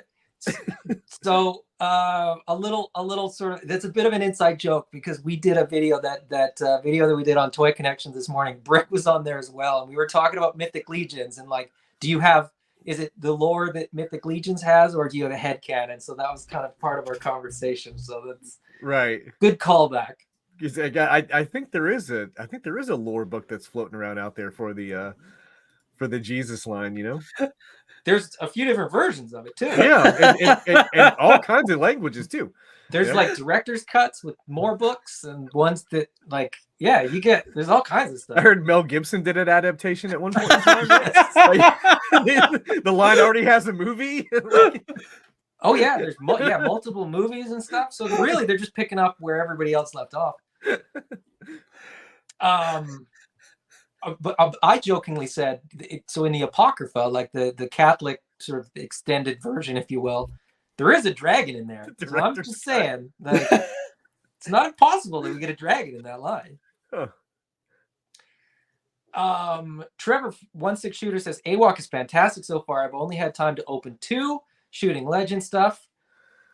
Tough life. But I can't wait to get them on the table. Yeah, I can't wait to see your pictures either. Yeah, what a so a lot of horrible people are problem doing to a lot have. of great articulation videos. He's going to do really great like dio shots and stuff. I think those are going to be fantastic. So I can't wait for those. And Mythic Dolphin also says Chris from Biblical Adventures does have some tooling already done. That's why his campaign page says Wave 1 might be delivered December 2023. Yes, so his box is basically done. Fantastic. And he's using the same, it's the same figure for sort of all those figures. It's just the soft goods and the head sculpts and the accessories that are different. So look, reuse is a thing, and reuse is a thing that you cannot get away from, especially, kind of circling back to the point you were making about the cost of tooling, right? It only makes financial sense from an individual that's looking to get into an endeavor like this. So look at Marvel Legends. I mean, think about, the bucket cap and that Almighty Legends as well. I won't bring it back up, but I'll put the link in the description if I haven't already. I think I forgot. I don't think I did. But I'll put all 3 of these Kickstarters in the description there if people want to check them out later. Almighty Legends, it's different tooling for every one of them, which is why I think he has to have such high goals. I think again, like, if it doesn't fun, and like I said, I really hope it does, because the designs are great and I would love to see that come to fruition. But if he doesn't, maybe like rejigging the model in terms of how much tooling he's going to need is maybe one place where he could sort of cut back on a lot of the costs there, because like you said, tooling is tough, man. And I get that everybody wants to have like every figure is unique, but if you don't reuse a ton of stuff, it costs a lot of money. Yeah. And let's be honest, like all the lines that we collect, whether it's Mythic Legions, whether it's Animal Warriors of the Kingdom, whether it's Marvel Legends or Black Series or G.I. Joe Classified or Valaverse or whatever, there's a lot of reuse. Sure. And the more reuse they can do, the less cost there is. So you theoretically get a lower price point. So it's win-win for everybody. Trev says, I hear that Chris is waiting for copyright approval on Biblical Adventures, waiting for licensor approval. So there might be a slight delay there. Who does he have to talk to? Like the Vatican or? He's having difficulty getting to the top. He's having a hard time getting in touch with the person that he needs to get. Everybody Right. needs to speak to their manager, and he hasn't. Quite Right, right. When white smoke comes from the top of the Kickstarter, we'll know he got the license, right? He was talking about like he would love to get him in like the Vatican gift shop. I would like. Can you imagine that? Like, Oh, that would be incredible. Yeah. To which I've heard a couple people say like there's weirder stuff than that in the Vatican gift shop. So I could just see some youth pastor getting into fig photography on account of this, like I guarantee there's already some that are into figure photography, so it's just a matter of them getting those figures in hand. Yeah. Trev also says reuse is an art. It takes planning and forethought. Mythic Legions have perfected it. I think you're absolutely right. I think to that point too, like specifically with Mythic Legions, the fact that they're armored gives them a lot of leeway in that respect, right? Because you can paint it. Well, I mean, there's a rainbow of colors that you can paint that 1.0 original wave armor in, and it still looks cool.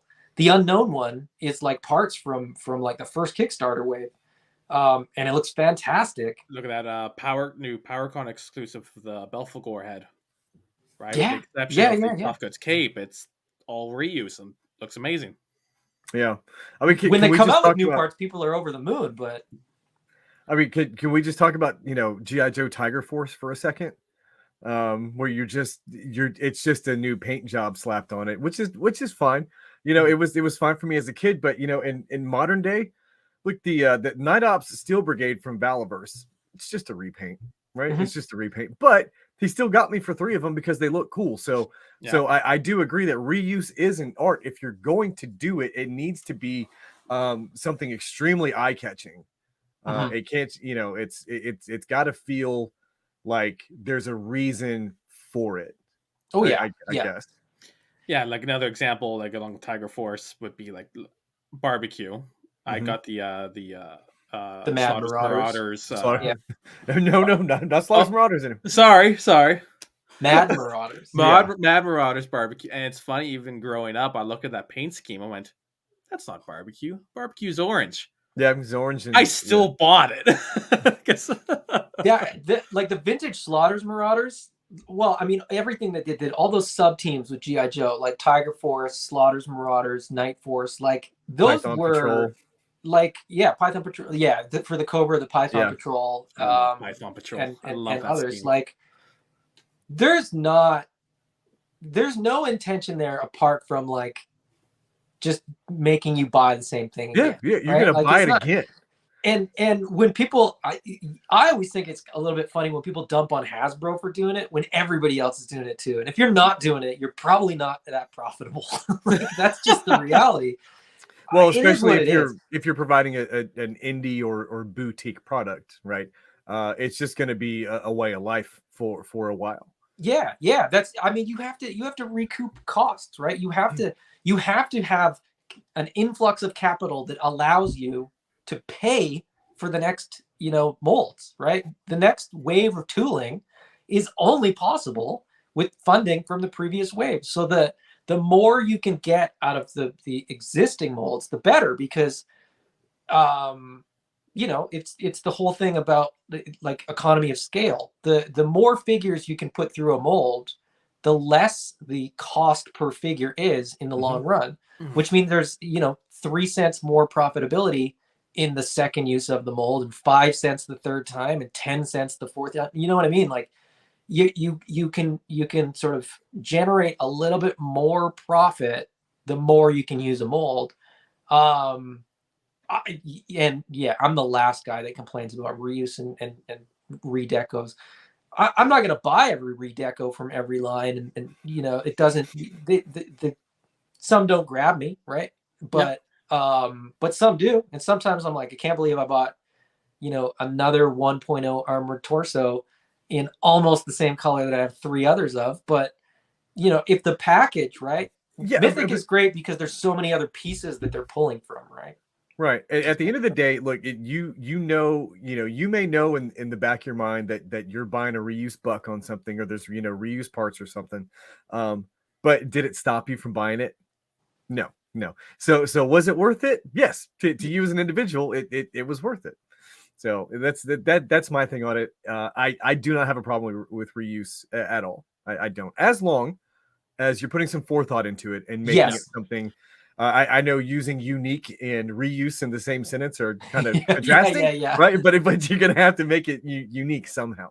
No, for sure. And lots of times it's just it's as simple as a different paint job or a different head, different this, different that.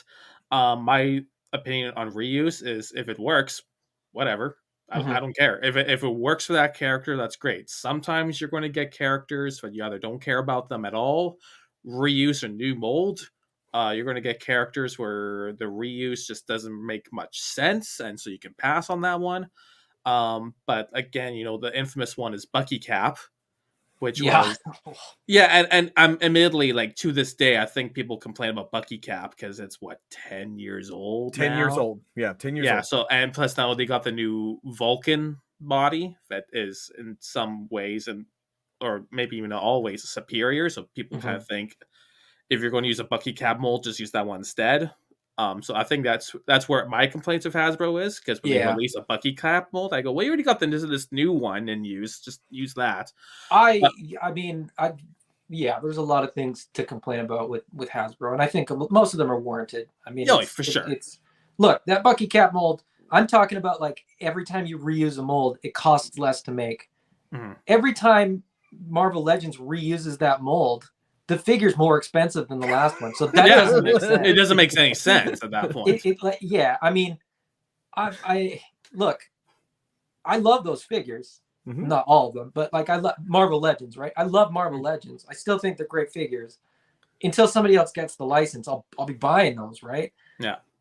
Do I agree with sort of how they run their business? No, but I mean, at the end of the day, do I need blue and yellow suit X-Men? Yes. I need them. So what can I do about it?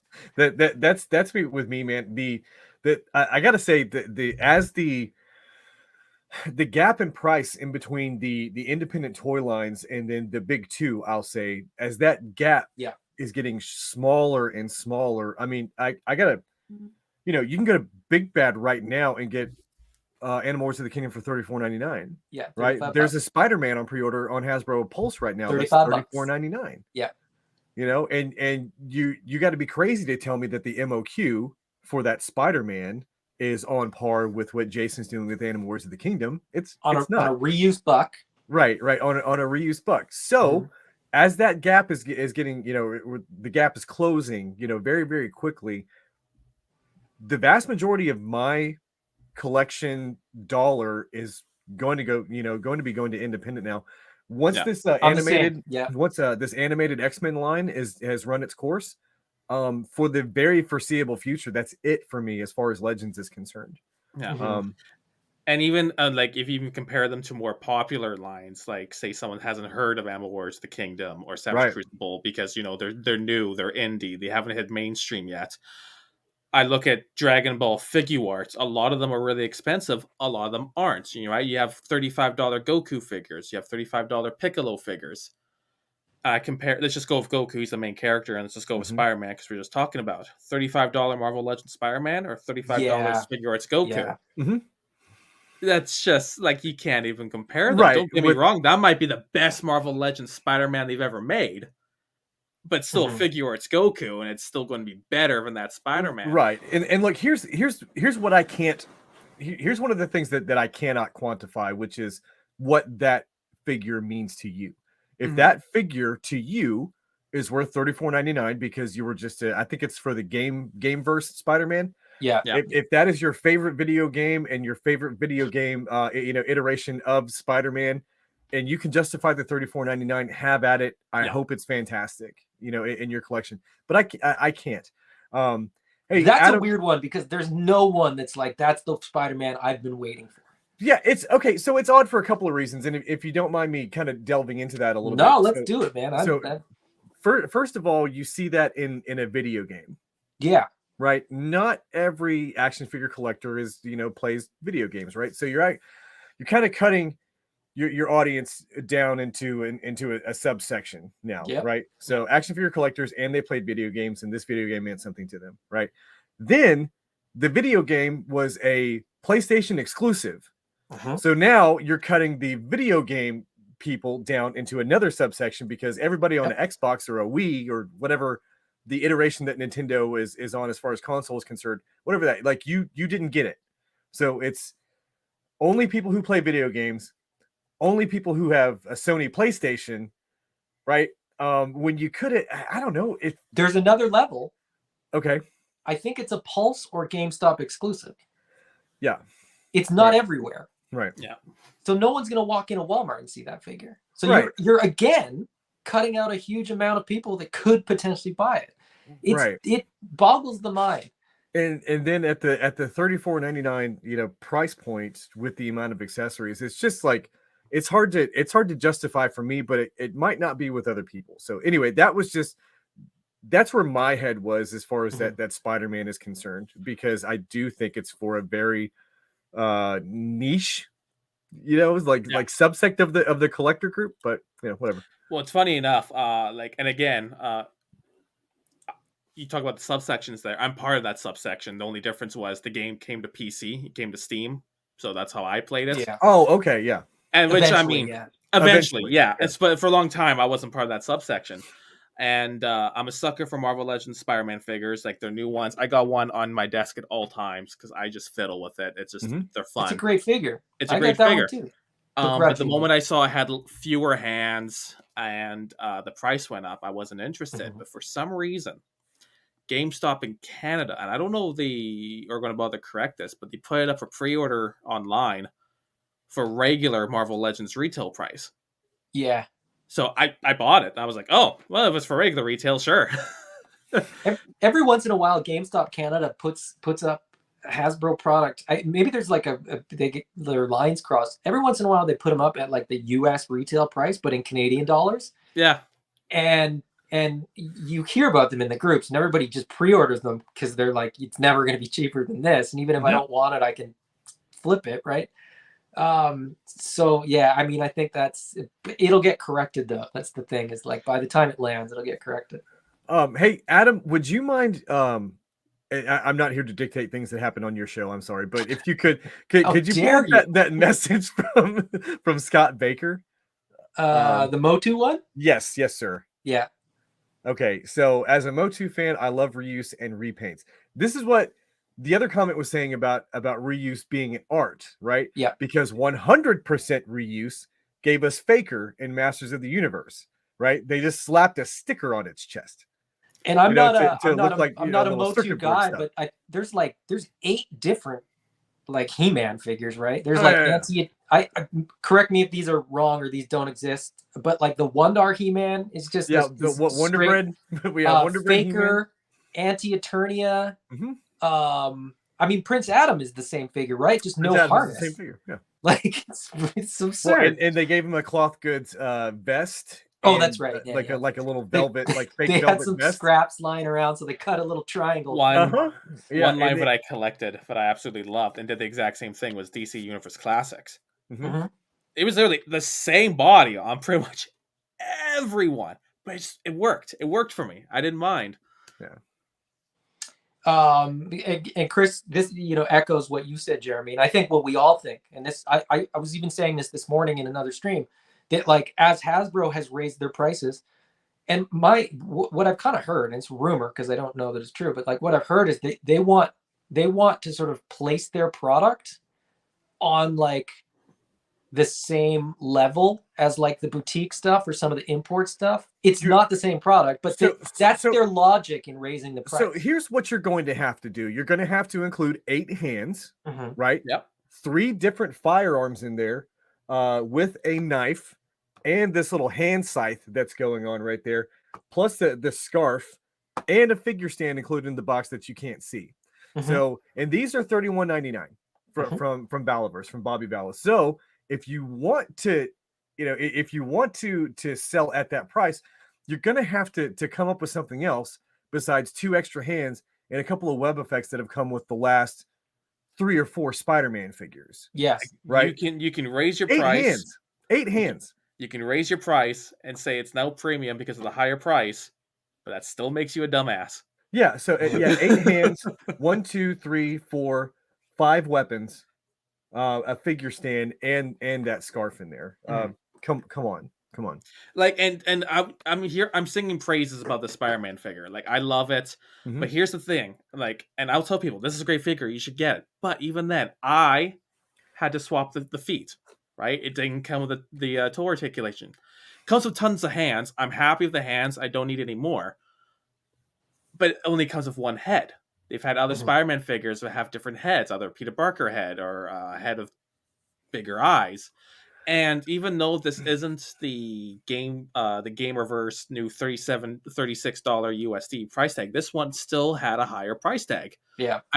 And it's like, again, I still recommend it. It's still a great figure. But there's still so much more they can do. So let me, if I can jump in one more time, right? Yeah, I'll just read this one quick. Trev just mentions that the Marvel Legends, the female hands. I agree. Those female hands are lame. They're just like, lame. I can only deal with these hands so often. Or the tiny fists. Or that. So here we have Desert Rat, right? Mr. Tony Roberts from Analog Toys in figure form, right? This is my autographed one, right? So if you see some expletives on there, that's that one's all dirty, Jeremy. Yeah. Well, that one. It says Dear Jiu-Jitsu, FU, love Desert Rat, right? Because I don't know if personalized. Yeah, well, I don't know if you knew this, but I proposed to be the first martial arts character in the Action Force line. And I was going to be a Jiu-Jitsu, right? So Tony sent me this. It says Dear Jiu-Jitsu, FU, love Desert Rat, which is interesting because now an in-canon character has recognized me as Jiu-Jitsu. So you're canon. So there you go. But to get back to what I was going to say, right? You have the figure. On it is a pistol belt, right? That comes off there. On it is body armor that comes off as well. 8 hands, 1 pistol, 1 rifle, 3 removable magazines for the rifle, and there's a backpack and a figure stand inside. And the thing about Balaverse backpacks is that here's one right here. This actually comes out, and you can store your extra hands and magazines and all kinds of stuff in there. That's $32.99. You know, with the MOQ that is a fraction of what's happening with Hasbro. So look, if you do want to charge those prices, you're going to have to give us something to justify that. Besides just nostalgia. Yeah, and I mean, you know, you mentioned MOQs too, right? You like, I don't know this, you know, with any certainty, but like when I look at the numbers, when I sort of look at what people are doing with Kickstarters, you know, you see those prices between sort of $30 and $45 US per figure in a Kickstarter campaign. For some people, they kind of look at that and they go like, well, that's a little bit expensive when I don't know what I'm getting. But the reality is, like, those are such low MOQs. They're probably making nothing off of those figures. Off the Kickstarter figures, most of the time they're probably making nothing. That's a risk too for the companies. Well, let's think about the slates that are coming from Savage Crucible real quick, right? The $15. Slates, two hands and 1 weapon, and it's a painted figure for $15, right? So how many Marvel Legends figures have come out with 1 weapon and 2 additional hands? Not much. 2? Were they 15 or were they like $20? So because I'm thinking back a couple years now. Like random Hasbro exclusive builders, like Hand Ninja and stuff, which was some of the best. The original windowless packaging. Yeah, right. So yeah, it's it's like, and I don't want to bash Hasbro, right? I like Hasbro products. You can see my GI Joes behind me, and then if you look at the shelf above that, it's just as many Joes as there are Cobra, right? Yeah, but look, if you're gonna keep me on board, and you're gonna keep the vast majority of your customer base on board, if you are going to charge those prices, I highly suggest putting a little bit more oomph in there for what you're offering. But anyway, Hasbro got me back into action figure collecting a few years ago. When I got back into action figure collecting, it was Marvel Legends. I didn't really know any better. I didn't know what else was out there. I was just, I had young kids and we were going to Toys R Us more often. And so I started picking up a couple X-Men figures here and there. It turned into a full-blown addiction, and here I am today. But now my addiction has changed, and I have a different taste. I need something more. I need something with more potency. The stuff that's fully painted from head to toe, the stuff that's not reusing stuff for the 87th time and charging twice as much as the first time I bought it. Trevor mentions hand packs with Mythic Legions, right? They're expanding the hand packs. I would go even further with this. A lot of figures that Mythic Legions are doing are now adding more hands to the figures. You don't even need hand packs for half of them anymore. Like All Stars 5, there's a bunch of extra hands. I was looking at what I'm waiting for with All Stars 5, and I was like, oh wait, I don't need a hand pack. One of my favorites was Vorthog from the Aether Wave, because not only did he come with extra hands and of course an extra head, he came with extra feet. Yeah, you can get booted feet or orc feet, like bear orc feet. Yeah, I mean it's.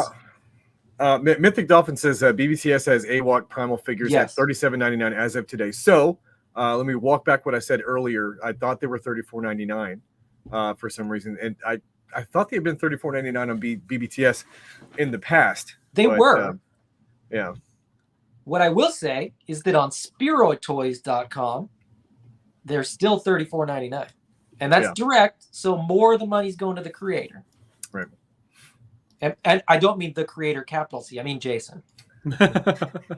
Well, hey, Adam, I got a text from my wife, and there's a 4-month-old upstairs that needs my attention right now. I get it, man. We're gonna wrap up here in a minute anyway. So thank you awesome. very much for. Look, if you want to duck out right now. Yeah, I hate to show up late and then leave early. You have to forgive me for that. But that's. Absolutely, man. It's been a pleasure, and we'll chat again very, very soon. Maybe not on video, but probably later today. Yeah, probably later today. Yeah, look, these conversations are always fun. I look forward to every time that you invite me on here. So thank you again. Oh, and it was great to meet you too, man. Yeah, likewise. All right, bye everybody. See ya. You leaving? No, I'm here. No, he didn't disappear for a couple seconds. One thing I wanted to say is because we were talking about the pricing of figures and all that, and and unlike you guys, I'm all for bashing Hasbro despite buying their product. The price tags of these Kickstarters are phenomenal. I mean, I look at, and I don't want to say you don't get your bang of your buck of Legions, because you do, just in different ways. Like the original Legions, like I'm going to use some of the main characters here, Attila and Atlas. Back in the day, you can get them on Big Bad Toy Store for $50 American. And at the very least, that price has been consistent too. Yep. But you look at what you got with them. You didn't get extra hands. You got I don't even think of Attila and Atlas. You got extra heads, like you did with a lot of figures. Not with those two specifically. I don't think so. No, but you did get weapons. Sword, axe. I think Attila comes with a shield. No extra hands or anything. They weren't doing that back in the day. And $50 a figure, I'd say that's a lot. But when you look at the quality of the paintwork and all that put on those figures, so even though you weren't getting tons of accessories, you weren't getting tons of options, you were getting a higher quality in paint. But the fact a lot of these Kickstarters, and again, this is from the Kickstarter, so maybe the prices are going to be higher on retailers through Big Bad Toy Store. Yeah, they generally are, right? So that's the other thing, is that maybe it seems expensive, but Rob Post has mentioned this in a couple videos, that Kickstarter prices are typically the lowest they're ever going to be, right? Because it's early. You may be benefiting from cost analysis that become out of date by the time the figures are even produced in some cases, right? As costs go up, so will the price of figures. So maybe they estimate them in the planning stage, and maybe there's virtually no profit by the time they land in your hands. But I'll give kudos to these Kickstarter companies just for their current pricing right now, because again, it's on par with Mythic Legions. And I would even argue Mythic Legions is kind of mainstream at this point. It's not Walmart, Target mainstream, but I know people that don't collect Mythic Legions and they know the line. I think you make. I mean, that brings up a good point. But finish your thought, and I'll just But just having these figures priced the way they are, where you can compare them to these Marvel Legends figures, Mhm. these Figuarts figures like Bandai and all that, and going, hey, these are on par price wise, and look at all the stuff I'm getting. Mhm. And again, and that goes for Savage Crucible, that goes for Ammo Warriors of the Kingdom, that goes for. I'm drawing a blank of the one we were just talking about of Azrael and all that. Almighty Legends. Almighty Legends, thank you. Yeah. Even if they have a higher price tag, again, unique sculpts. Kudos to them for being reasonable. Yeah, it's still in the vicinity, right? Like maybe it's a few dollars more than another Kickstarter or whatever, but yeah, they are, if they are 100% unique molds for each character. I think the wings are shared between the angels, but those wings are like 12 pieces. Like they're SH Figure Arts level kind of articulation in terms of how the wings work and stuff like that. So I think there's probably a lot of cost sunk in there. But yeah, you make a very good point that, like, as far as some of these lines being mainstream, I think what's mainstream has changed. Like, I think that in the last couple years, right, for better or worse, it's things have kind of shifted. Normal has sort of shifted. Yeah, we've moved away from or at least I have, and I don't think I'm unique in this. We've moved away from like hunting in stores because we couldn't for a minute, right? There was months and months and months where people weren't going to stores. So a lot of people that were hunting in store maybe transitioned to ordering online. When you're online, you're sat in a nice comfortable chair. It's late at night. You got time to kill. Kids are in bed. For me, not for you, Austin. I get that. I am the kid. You do it all day. But when you're online shopping, there's no, like, when even when I was hunting in stores, right, and I would hit Toys R Us and Walmart, I wanted to get in and get out. Yeah, I wasn't doing a lot of like research into new lines and new products. I had a good idea of what I was looking for when I went in. When you're online, you have time to look at a Kickstarter. You have, you go on Big Bad Toy Store or in my case, eCollectibles. You start seeing figures that you might not have seen otherwise. I think mainstream is like a term that in a weird way kind of doesn't exist anymore, right? That's true. Because if you can get it in front of people's eyeballs, it's mainstream in some respects. I look at when I was a little kid in the 90s, and harkens true to people who were kids in the 80s. Mainstream was probably the figures based on TV shows, and those toys got commercials, right? Yeah. The new He-Man Skeletor 2-pack from Mattel Toys, that kind of thing. Well, they got 30-minute long commercials. Yeah, essentially. And I mean, look at Marvel Legends, and obviously to me, Marvel Legends is a mainstream toy line. Yeah. But I think if they weren't before Figure Obscura and the Headless Horseman, and then Father Christmas, I think they are now. Yeah. I think even channels, even toy tube channels that were discussing tons of toy lines, and Mythic Legions was sort of missed or skimmed over or whatever. That Headless Horseman got a lot of channels talking about like, well, maybe I need to pick up a Mythic Legions figure. Yeah. And I think, these Kickstarter waves, these Kickstarter lines and brands, AWOC's a good example because I've said this before, so this is no surprise to anybody. I didn't back the Kickstarter because I just wasn't sure about the line, right? I think it was like the first wave of figures, the first 6 figures were the initial Kickstarter, and I was like, okay, but I'll see where they go, in terms of the unlocks with the Kickstarter, and then I'll kind of see. And I was admittedly kind of on the fence until I read the comic book, and then I was all in, and I've now ordered everything. And now that the reviews are coming out, that's the other thing, is I couldn't believe that these weren't sort of in front of people, and now the reviews are coming out, and it's sort of like from strength to strength, right? Like the Kickstarter launches, it's wildly successful, I would say. Then then there's the backer kit to add on top of that. The comic book comes out. the reviews start coming in, and all of a sudden these Kickstarter, you know, these little brands, these little niche brands where it's like a couple of people were like, hey, I got this idea, like, do you think people will buy this? And like, you know, a few people do on Kickstarter, and then that funds it, and then it's like, you know, and then the next step is total domination of the toy market, right? And headless horse, you know, in the case of Four Horsemen and Mythic Legions, like, and Figure Obscura, it's blowing up, man. And I think that there's more people come in to, it seems like every day more and more people are coming into toy collecting as adults, kidults, if you will.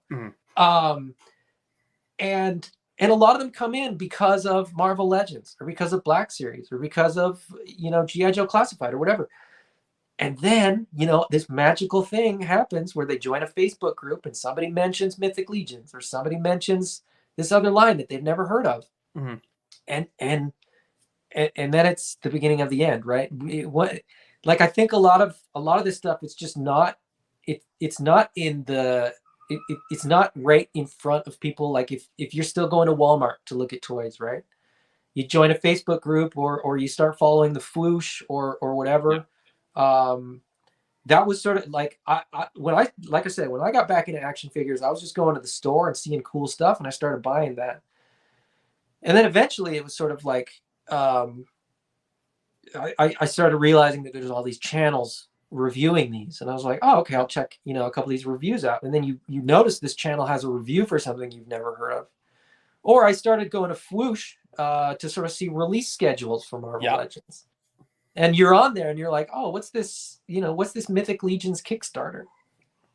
You start being exposed to things that you weren't, right? To toy news. Yeah, toynewsy.com. Toy Arc is another good one. Like, there's tons of these now. I think what's mainstream has changed, because I think Facebook and, you know, Fwoosh, Toy News, Toy Arc, the review channels, whether that's Toy Bro or Dork Layer or D Amazing or whatever, like, people are getting their exposure to different lines from what was sort of alternative channels are now sort of the main channels, right? So, so that's why I say, like, the mainstream is kind of different. And I think, I'll be perfectly honest, I think Hasbro and Mattel are losing touch. I would agree. Like, I think Hasbro very much had. Well, here's the thing with Mattel. I still think Mattel makes great things. Like, you can still see it around the corner here. This T-Rex is incredible. Oh yeah. And I still think they're masters of the universe. Their new line is fantastic. But I still feel like Hasbro has this tendency to go, well, we're just going to make this figure and people are going to buy it. But I think now, I don't think it's there yet for Hasbro to make it, like, they haven't felt it financially. Like, they're not going to make a change because financially it still works. But I think that's only going to work for so long. Like, I still look at, and I always, this one comes to my mind because there's a reviewer on YouTube who talks about it all the time, but the Marvel Legends Darwin figure, and just how, to be blunt, crappy it was. It just wasn't good a figure. It was like all reuse, and it was just, there's nothing appealing about it. And as a guy who used to basically just... It wasn't even all reused, but it's such a crummy figure that it doesn't even matter. Yeah, and as a guy who used to be like, oh, I'm going to buy this whole wave anyways because I want to do the Build-A-Figure. Yeah. I've gone from, I'm going to do this to get the Build-A-Figure to, there's so much good stuff if I can put my money towards. I'm picky about things I never used to care about. I didn't care about pinless joints. I didn't. But now with Marvel Legends, I'm so picky. I'm like, well, if it has pins, I'm not going to buy it. My budget from 2021 to 2022 didn't change, but what I bought in 2022 was very different from what I bought in 2021. 2022, I think this is going to get even, like, I think this trend for me personally is going to continue. Less and less Hasbro. The reality is the X-Men aren't introducing new characters as quickly as they were in the 90s. Yeah. I'm just about tapped out of X-Men figures that I want. Mhm. And I'm not buying more versions of Spider-Man. I'm not buying more versions of the Fantastic Four. Like, I got the version that I want. I think it's I think I mean I look, I don't know, and I'm not dumping on Hasbro. They're a business. They're just trying to make money. I get it. Yeah. I think one thing that maybe collectors don't understand is that, or maybe they do, but they kind of don't understand that. Well, okay, let me. You hear the complaint all the time, and they think it's like this revelation to people where they say like Hasbro doesn't care about the fans. If that's a revelation to you, that's unfortunate, because let's be honest, they don't, and No, they they don't. kind of never have. It's a mega corporation now. They're not, as much as people like, okay, a figure comes out and people go, oh, they're finally listening to us. No, they just needed another figure to release, and it happened Yeah. to be the one that you've been waiting for. They weren't listening. They do listen. I get it. Dan and Dwight, and I'm drawing a blank, and I feel terrible.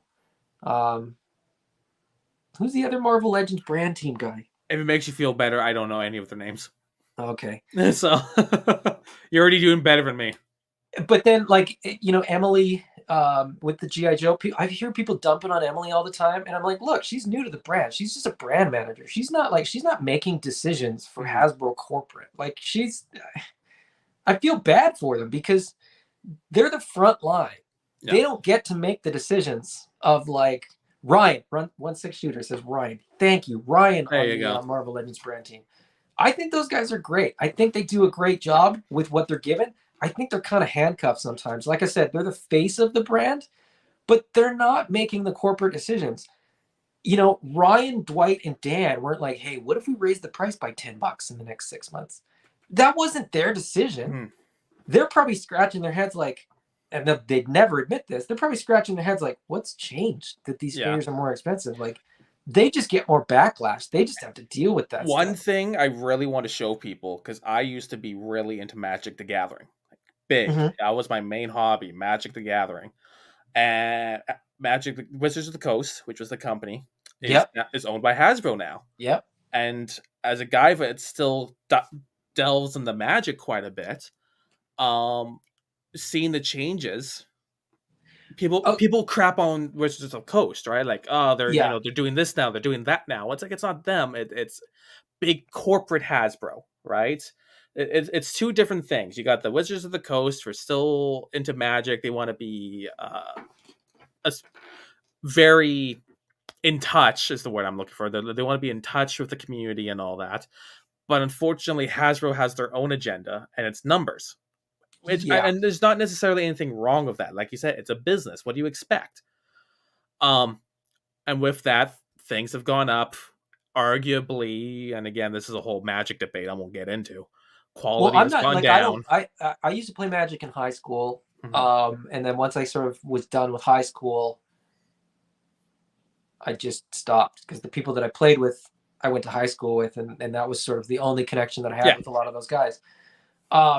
What's the big thing that's going on? The prices keep going up? Is that what it is? Prices keep going up. Lots of the people, and again, I'm not one of those people that have like micro magnifying glasses, if I can tell, but people are claiming cardstock quality is, they're using cheaper cardstock. Oh, okay. You can really tell with their foil cards, and for people that don't know what those are like the shiny versions of cards. They tend to curve really badly, like right out of the pack. But again, of course, prices go up, and now they're doing weird mainstream stuff that people don't really like. Yeah. There's like Transformers Magic cards, Godzilla cards, Street Fighter. And they're getting really gimmicky. Like there's two-sided cards and stuff. Yeah. Okay. And a lot of people... So it's just a whole bunch of weird stuff. That people don't like. But at the end of the day, and people might crap on Wizards of the Coast for it, but at the end of the day, it's Hasbro. Yeah. They're a multi-billion-dollar company. Two comments I'm going to bring up. 1-6 shooter, Trevor says, Hasbro is a publicly traded company that has hundreds of lines that are making more than adult action figure lines. They're out to make money and raise the stock price. Absolutely. 100%. And that's what I keep saying. You don't have to, like, ethically, I have a lot of issues with Hasbro. Sure. The people that work there are just trying to get a paycheck, right? And they're us. I feel like they're us. Yeah, well, that's the thing. Yeah, Marvel Legends, because we keep talking about it. Dan, Ryan, and Dwight, those guys just love Marvel. They're down. Emily, not a huge GI Joe fan before the brand, but she seems to really care about it and like be interested in it. Is she a lifelong collector of GI Joe toys? No, but there's lots of fans that aren't. Right? There's lots of people that just got into GI Joe recently. That's not like something to belittle somebody about. And the best way I could describe it is because I've been in that situation where you'll work at, like, I used to work at a grocery store for years, and corporate made a decision to change something. And as a grocery guy, I had to implement that change. Yeah. And a customer comes in and gets pissed off at you. Yeah. Because you made the change. Yeah. The argument. No. I just work here argument. Exactly. Like, I don't know what.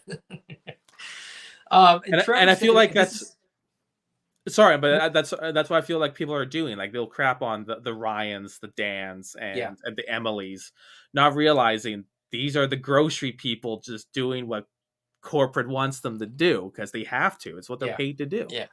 Yeah. On some level, yes. On another level, like we said, Ryan, Dan, and Dwight are trying to do cool stuff. 100%. It doesn't always mean that they get to. Trevor said, "I need the other Trevor." I just realized that Trevor and Trevor are actively commenting. Trevor said, "I need the good stuff, man. I don't get excited about Marvel Legends releases anymore. I'd be thrilled if they released a new Legend that got me back in, but I don't see that happening now. I bought virtually zero Marvel Legends in 2021 and 2022. Well, the end of 2022, when they did the X-Men, the blue and yellow ones brought me back." And I said this in chats. I was telling people, like, I'm pretty much out on Marvel Legends unless they do blue and yellow X-Men from Uncanny 275 and Generation X. And they're like, surprise! Nice. Here so you they go. were listening to me. That's all because that's what I wanted. But like I said, like, once I have those, I'm kind of back out on Legends again. So, I mean, it is what it is. They still got me on Black Series.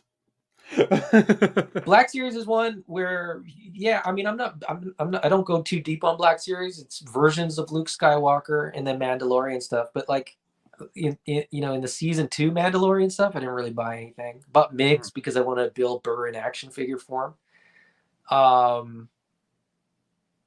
Season 3, I don't know. We'll see. Yeah. If they do Carson Teva, Canadian actor Paul Hyung-Sung Lee. I will buy that. Griff Karga, I still haven't bought. Griff Karga or Targa? Anyway, Griff, I still haven't bought him because I didn't like the action figures that they did. Yeah. I don't know.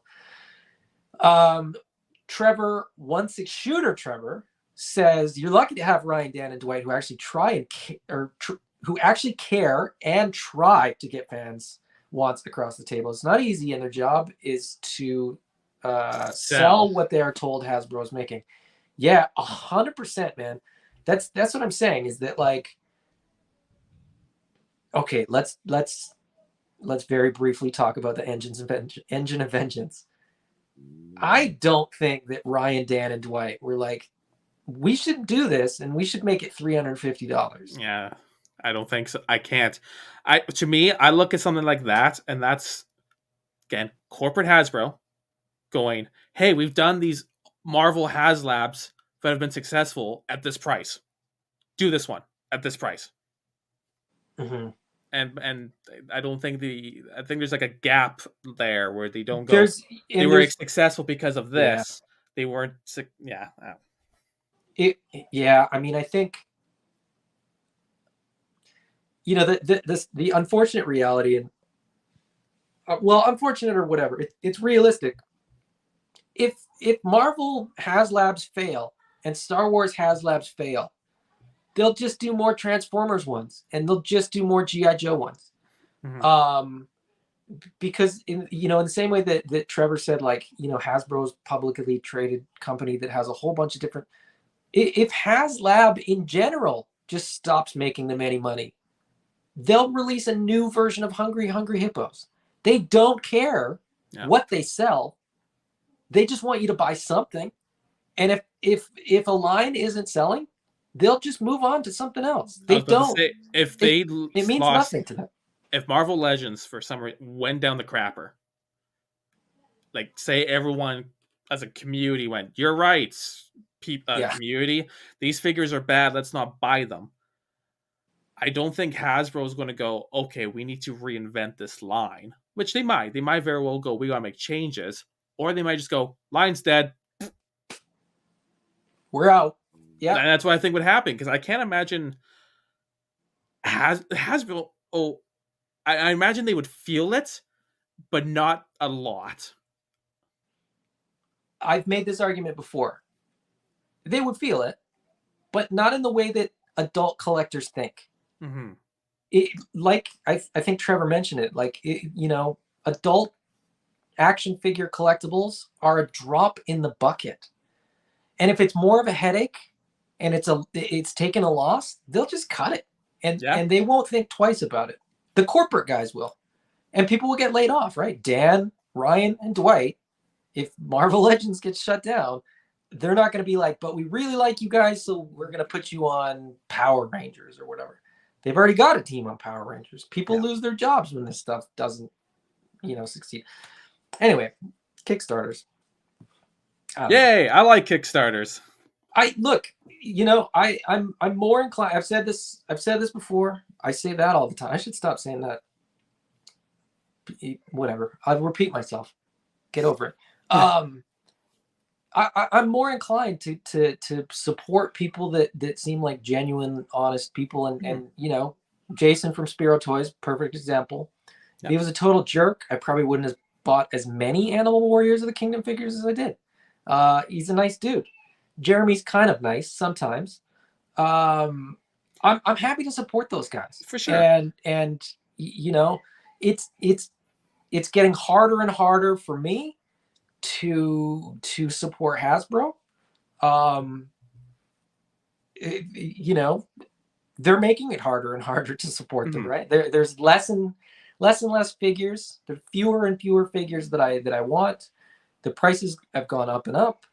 The Kickstarters, you're not guaranteed to get your figure if it funds. Maybe the production quality is not as good as you hoped it would be. But the flip side of that, right? I think we're seeing it with Animal Warriors of the Kingdom. We're getting a fantastic product that is exceeding people's expectations. So, if you haven't backed a Kickstarter, if there's one you're thinking about, have at it. Back at the minimum. Back one figure like I did with Biblical Adventures. Yeah, and if you are if you do go in blind, like you don't know who Chris from Four Horsemen is, you don't know who Rob Post is, do a little bit of research. Find out about these people. Find out where they are. Oh, they have a Facebook group. Let's look into that. Oh, they do this and that. Blah blah blah blah blah. Yeah, I mean, like it's not in today's day and age. It's not hard. Finding info on all these people to some degree is easy. You'll find out pretty quick. Yeah. Rob Post has he's been doing custom pieces and all that for years. You'll find out Chris works for Four Horsemen pretty instantly. I'm pretty sure. I think he's even right on the Four Horsemen website. Yeah, and he was with NECA before that, so like there you go. He's got a lot of industry experience. Like it's not, Four Horsemen brought him in with experience. Like he's not untested. Yeah, I mean that's a very valid point. Brick says, for real though, is there money to be made in Magic the Gathering action figures? I would argue no, simply because they're already doing the D&D stuff, both the animated and the movie stuff, and Mythic Legions exists, right? Like I think it'd be hard because you're sort of limited in the parameters. I don't know. I'd argue the opposite personally. I think there would be some money, because I think if you did Magic the Gathering action figures, you would have non-action figure collectors interested. You have Magic the Gathering people going. I just wonder how big that market is. I don't know. That's the thing. I don't know. And it actually has happened before. There have been Magic the Gathering action figures. I think they were made by Funko. I hate to tell everyone this. They sucked. They were not good figures.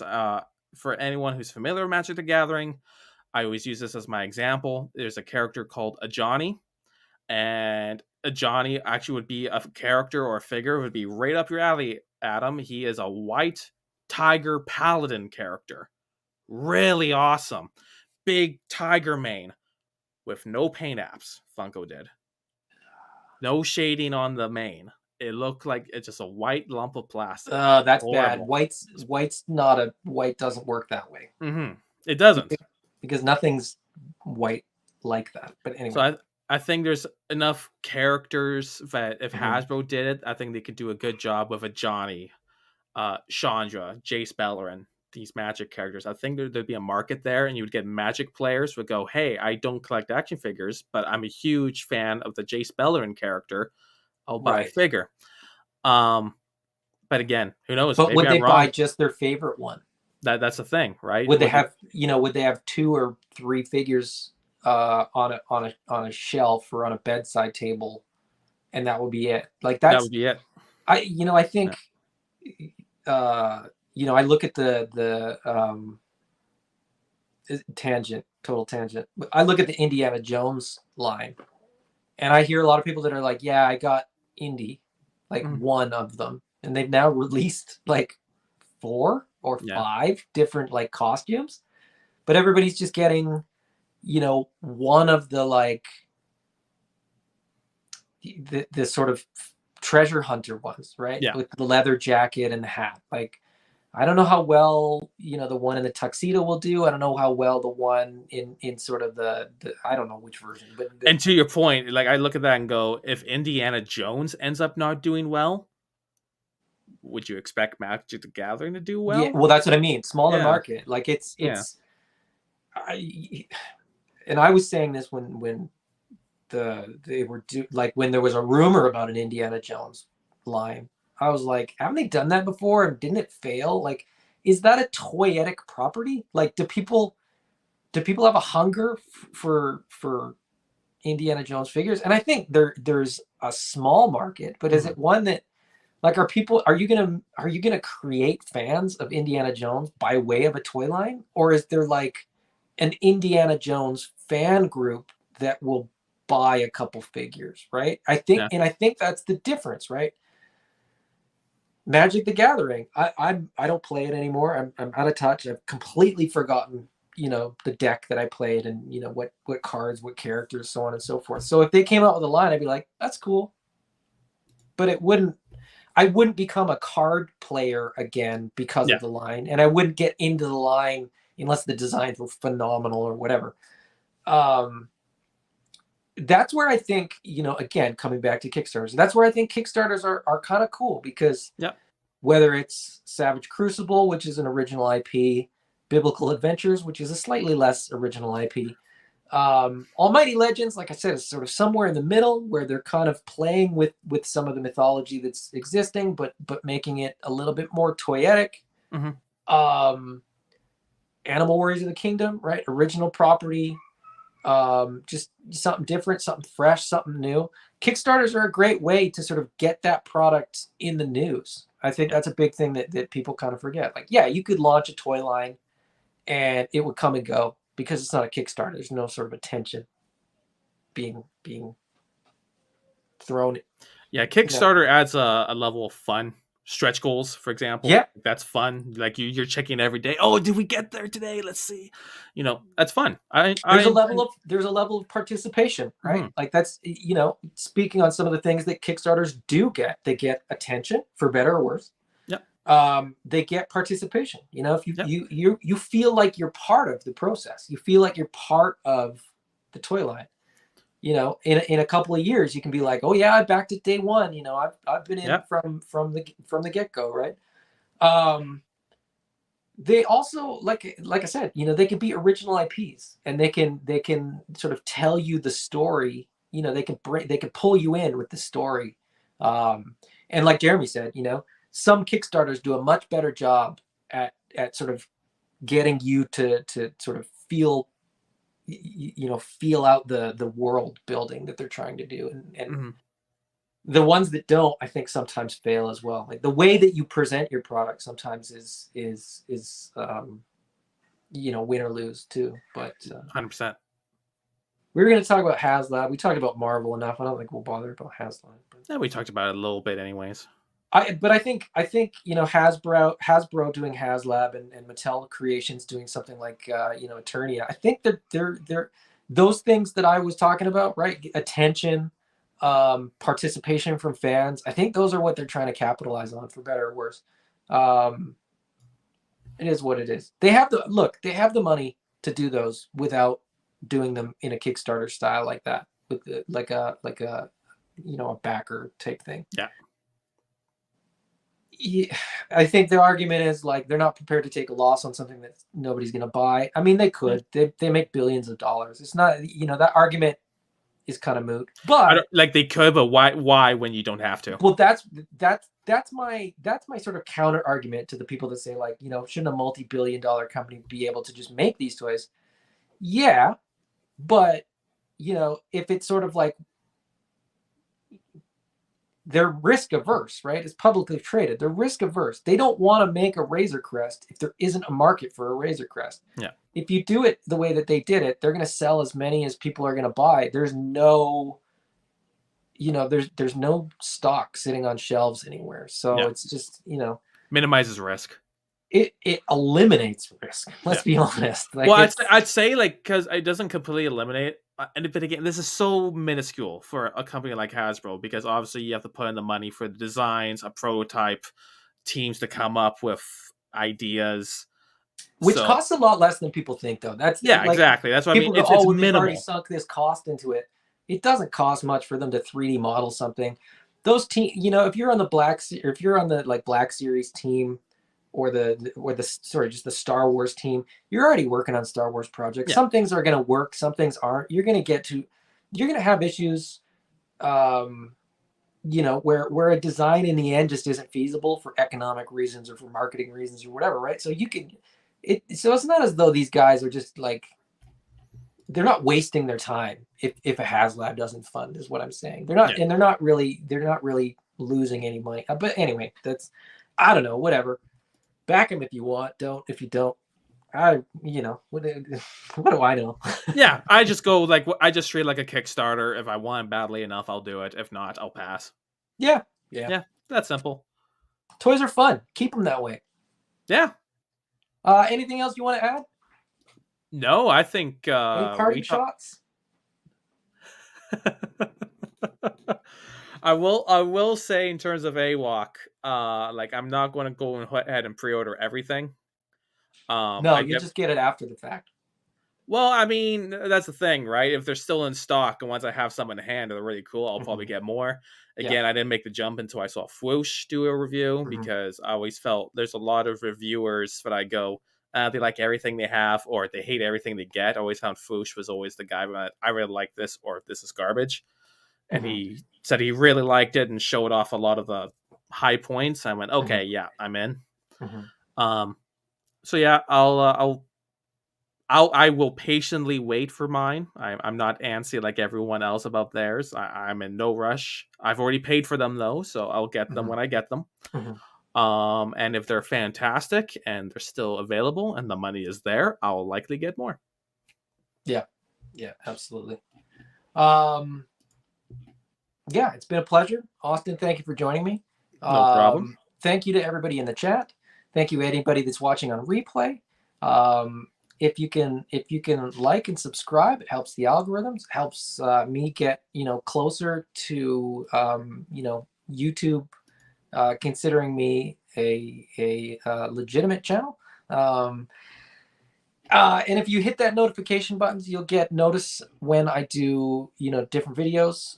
Sometimes I try to keep this video 2:00 Pacific, 5:00 Eastern on Sundays, but it isn't always the case. And some of my open late videos that I do kind of randomly during the week, and then when I do like the classified videos or the Mythic Legions videos, sometimes on Saturday nights.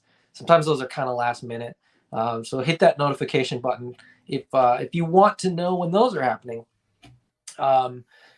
Thank you all for joining me. We will talk again very, very soon. I've got a pretty interesting guest next Sunday lined up. If everything works out, you know, I think that's going to be a fun one. I will post details about that probably midweek, Wednesday or Thursday. But stay tuned for that. I've got I got a couple things to unbox this week between the figure arts, and I'm gonna open the first 3-pack of the Marvel Legends Blue and Yellow X-Men. Nice. Now that the second one's on its way, I may save it because I might do the figure arts this week, and then next week when I get the second 3-pack, I might do back-to-back nights, open one pack and then open the other pack. We'll see. Stay tuned. Hit the notification button. Anyway, on that note, thank you, Auston. It's been a pleasure. Talk to you again very, very soon. Always fun. Thank you, everybody in the chat. It's been a lively discussion. It's been a good discussion. There's a lot more that we could say. We could stay here for hours and hours and hours. But I probably shouldn't. I should probably do something else.